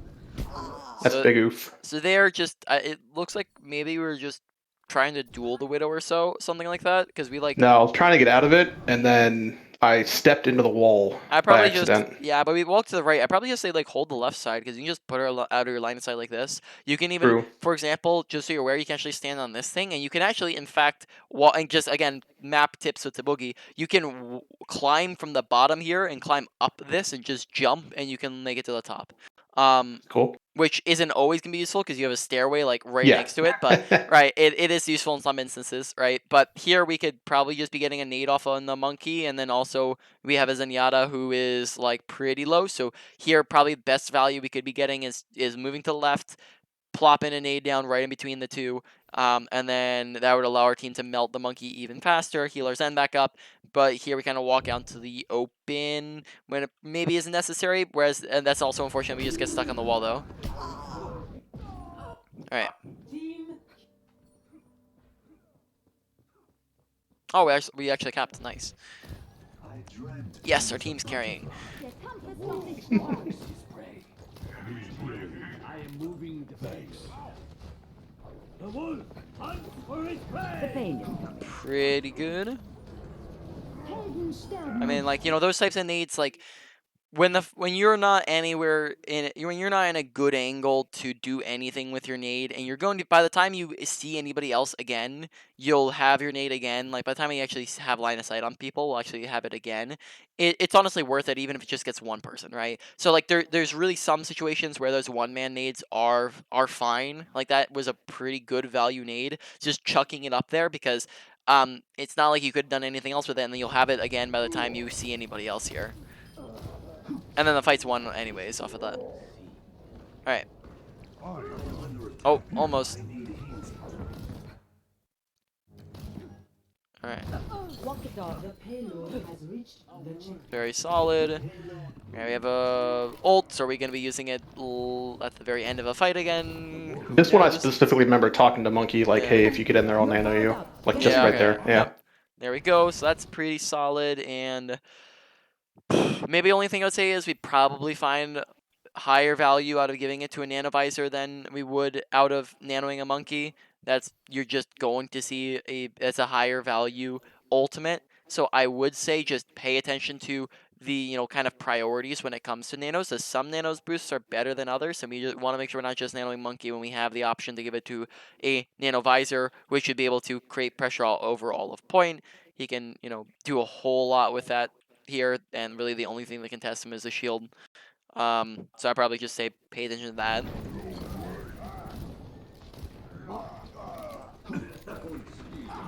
It's draw. Very nicely. Damn it.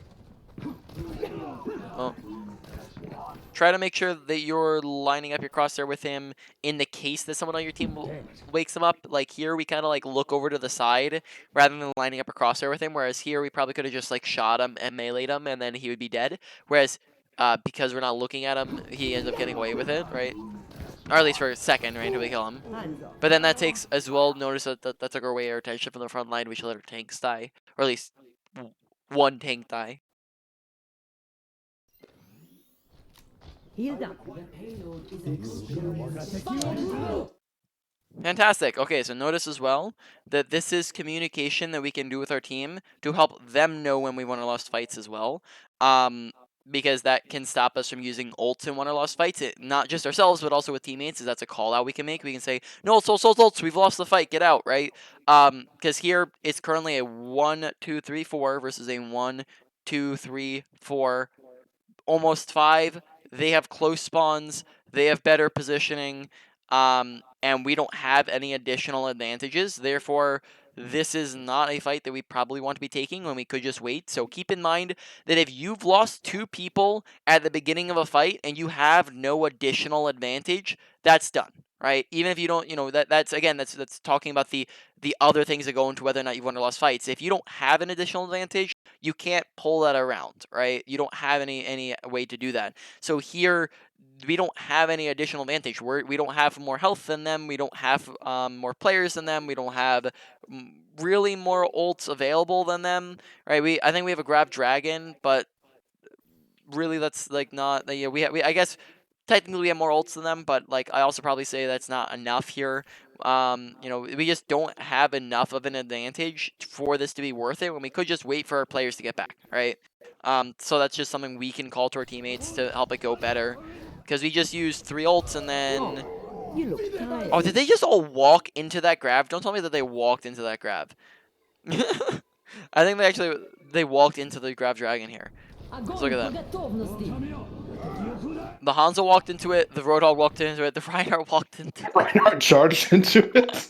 Oh my goodness. Okay, well, that turns from a 0-man grab to a 3-man grab and multiple kills. So that actually worked out better than expected. But let's see, do we still win that? We have teammates coming back. Hanzo maybe dead.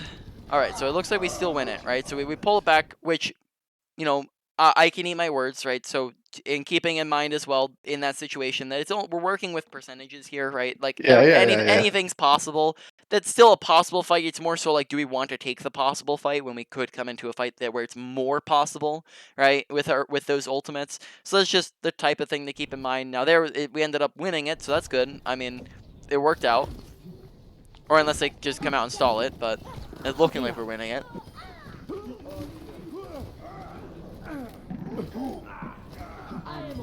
Fire. Keep out of my way. But to be honest, I might blame that more on their stupidity rather than our success there. With Take what I can get, man. Yeah.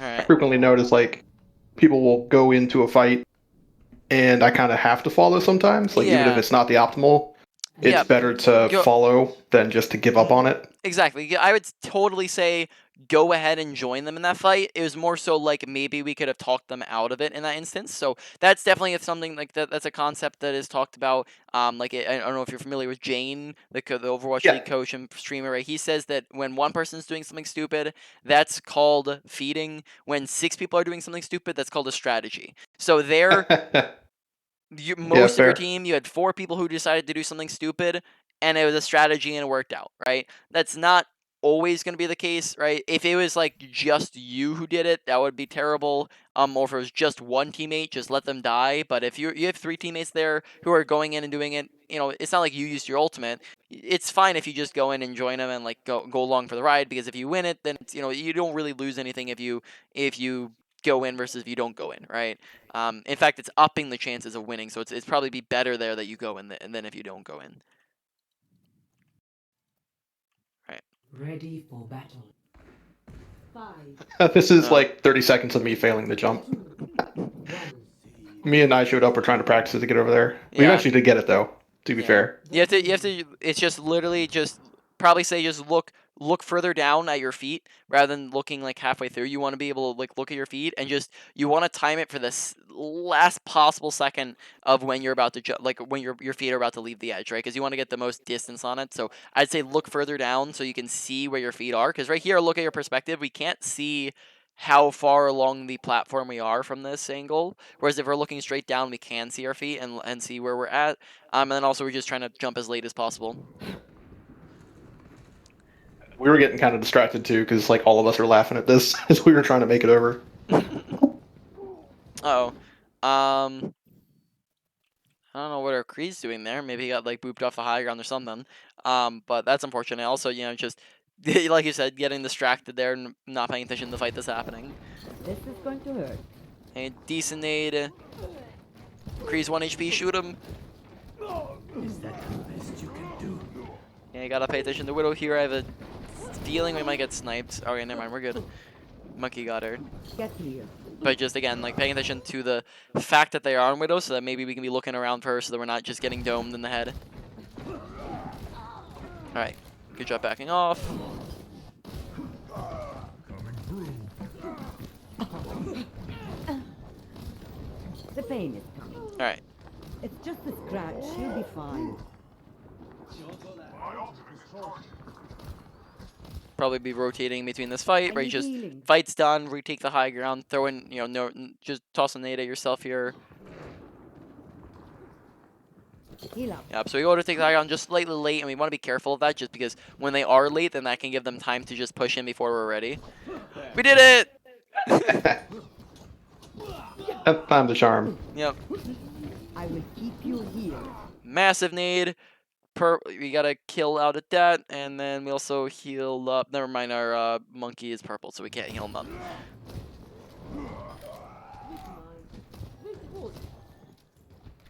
All right, so now we're back. Now we're in some good positioning. Just waiting for the fight to start.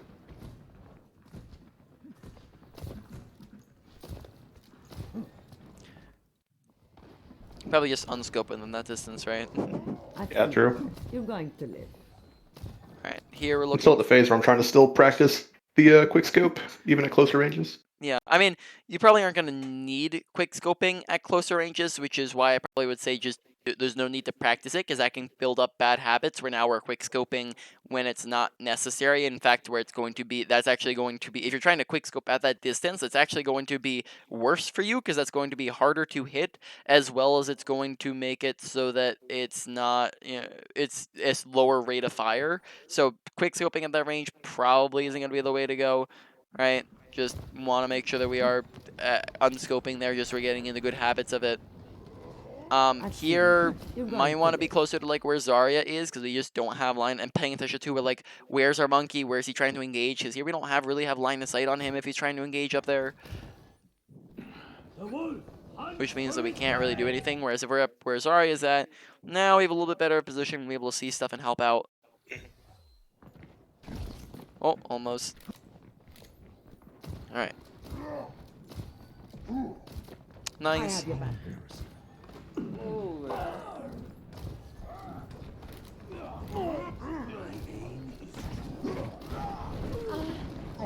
just a scratch. You'll be fine.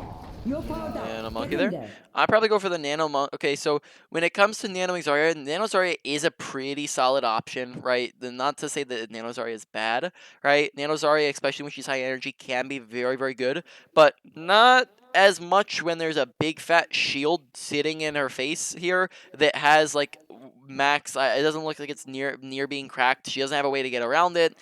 It's not anywhere close to being cracked. So here she probably isn't going to get much value. Whereas think of Monkey.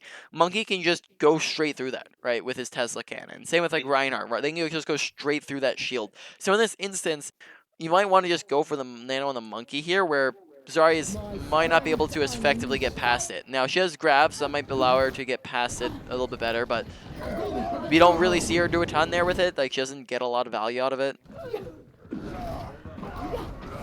Get him. And a grenade.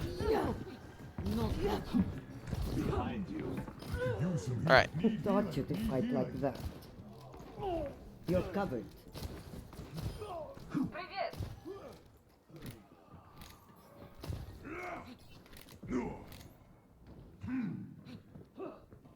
Alright, so let's exit out here. So we're going to now go over the main points of the session, do a review along with that, and then finally wrap up the session from there. So, main points. We were on it the whole time. So, number Never one stop thing was fighting for what you probably believe going in. to be our awareness, as there was just a whole heck of a lot of stuff that came out of awareness, right? There was just odds and ends here and there, big massive ones and tiny ones. So just to go through a big long list of those, making sure we're practicing at them.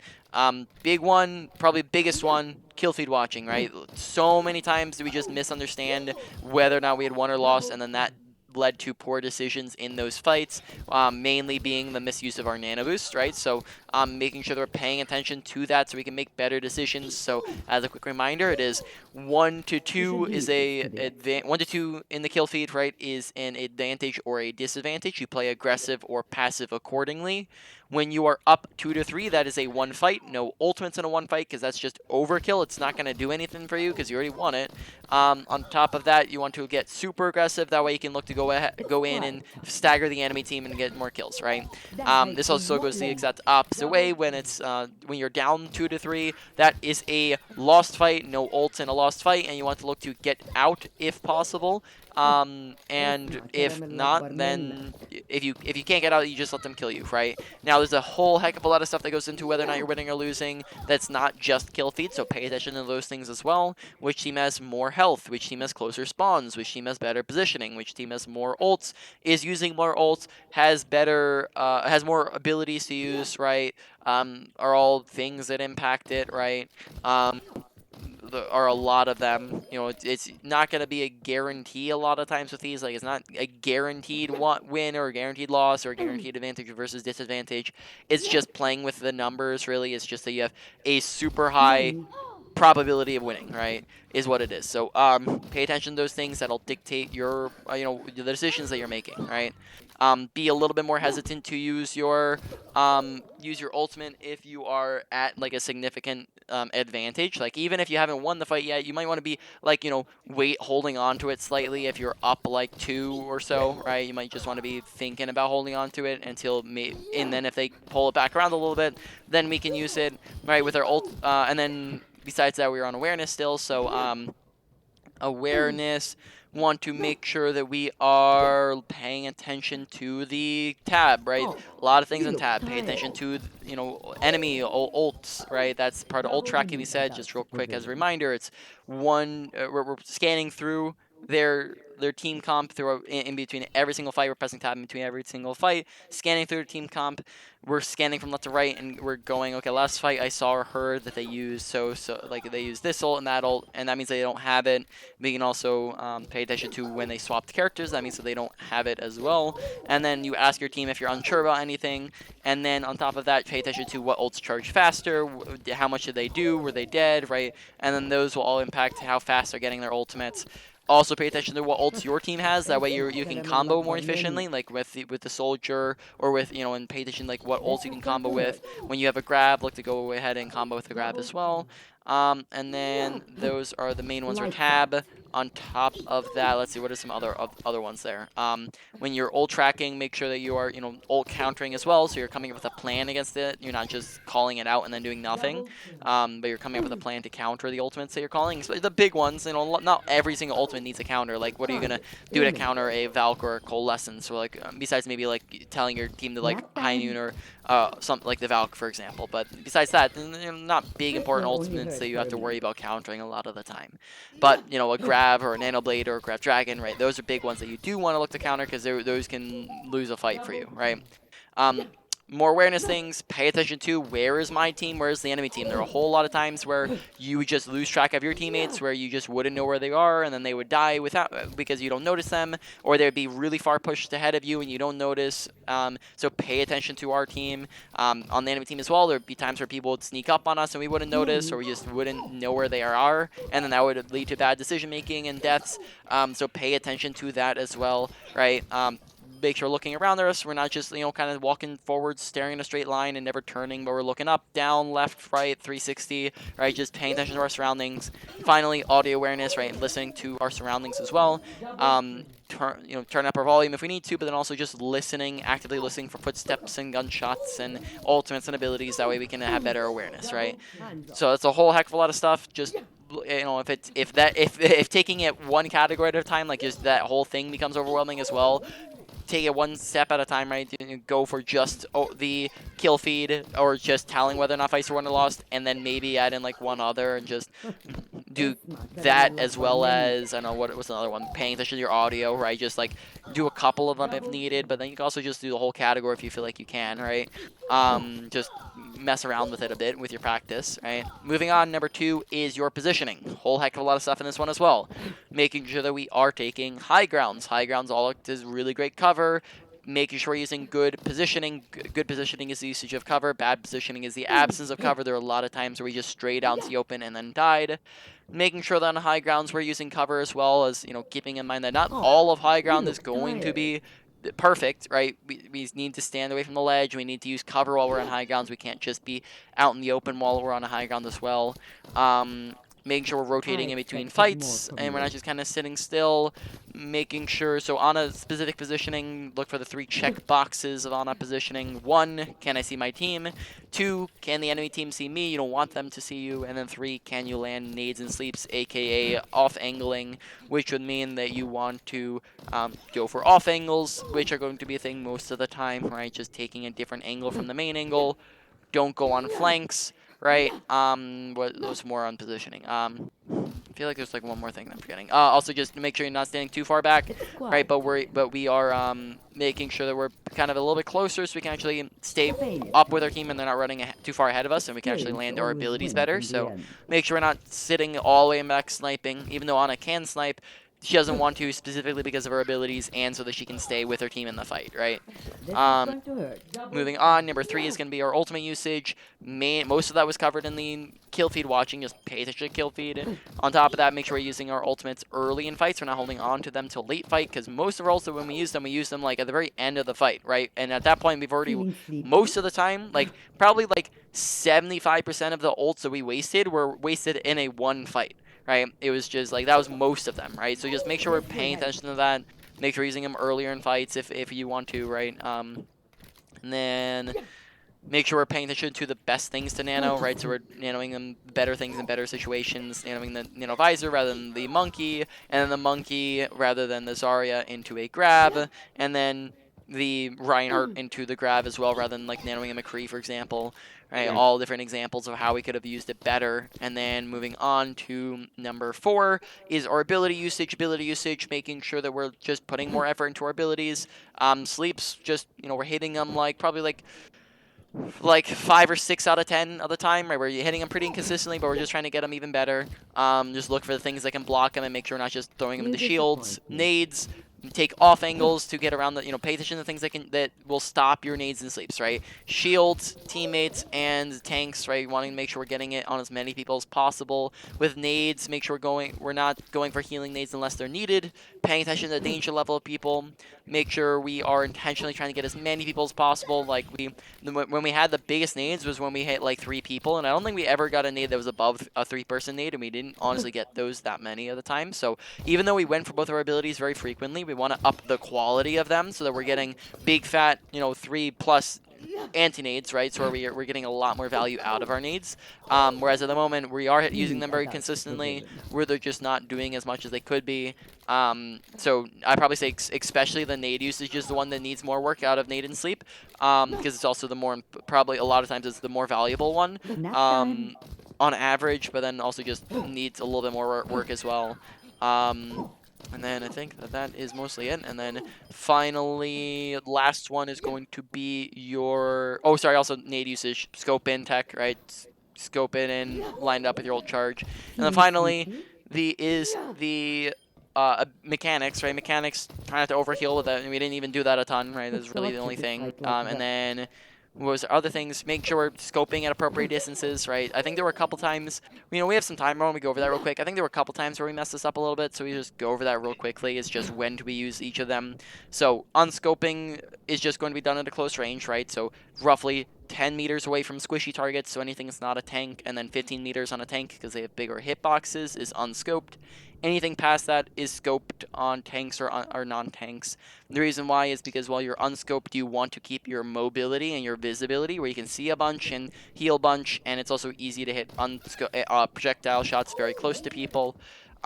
Whereas if you're scoping in this close, now you have a very low mobility, very low visibility, and then, that's the big issues when you're scoping in this close, so you want to be much further when you're doing that, because when you're much further, this does much better to longer range, because now you're zooming in, that makes it easier to hit the shot, it lowers your sensitivity, makes it easier to hit long range shots, it lowers your movement, which again will make it easier to hit long range shots, and then also it's going to be an instant shot rather than a projectile, which again will make it easier to hit shots. And then finally, quick scoping, you're not going to want to do that when you're like right here on someone. And that would just be an unscope. You're going to be quick scoping if you're at a range, but you're under pressure, so you have people shooting at you, you have a Genji on top of you, and you still want to heal.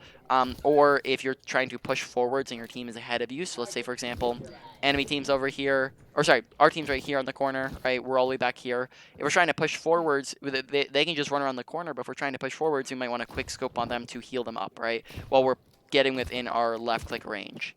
And then that's pretty much it. I think that's it for mechanics, really. So mechanics definitely not really that big of a deal, not a lot in that category. So I'm really focused on the other ones. Do you have any questions about anything that we've talked about? Let's see. Question about in general Reinhardt type stuff. As playing against Reinhardt, sorry. Is it good to shoot the shield too, or is it better to kind of hold off and look for potentially damage coming in? I'll run away shots. I would probably say it's not very valuable to shoot at shields. You'd be better off using that time to look for people around shields, to be looking to land abilities around shields, to be reloading, to be looking for people to heal. There's a whole heck of a lot of things to be doing with that time that you would be wasting shooting at shields, whereas Ana does not do a ton of spam damage.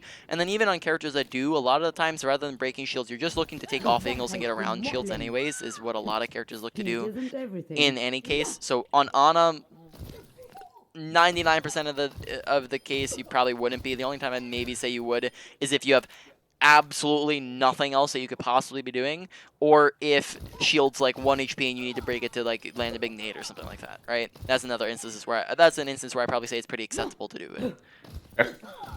Right? Any other questions?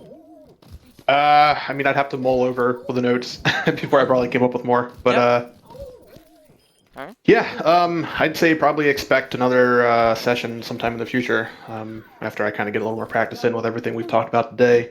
Yeah, sounds good with me, man. So let me just end the recording there real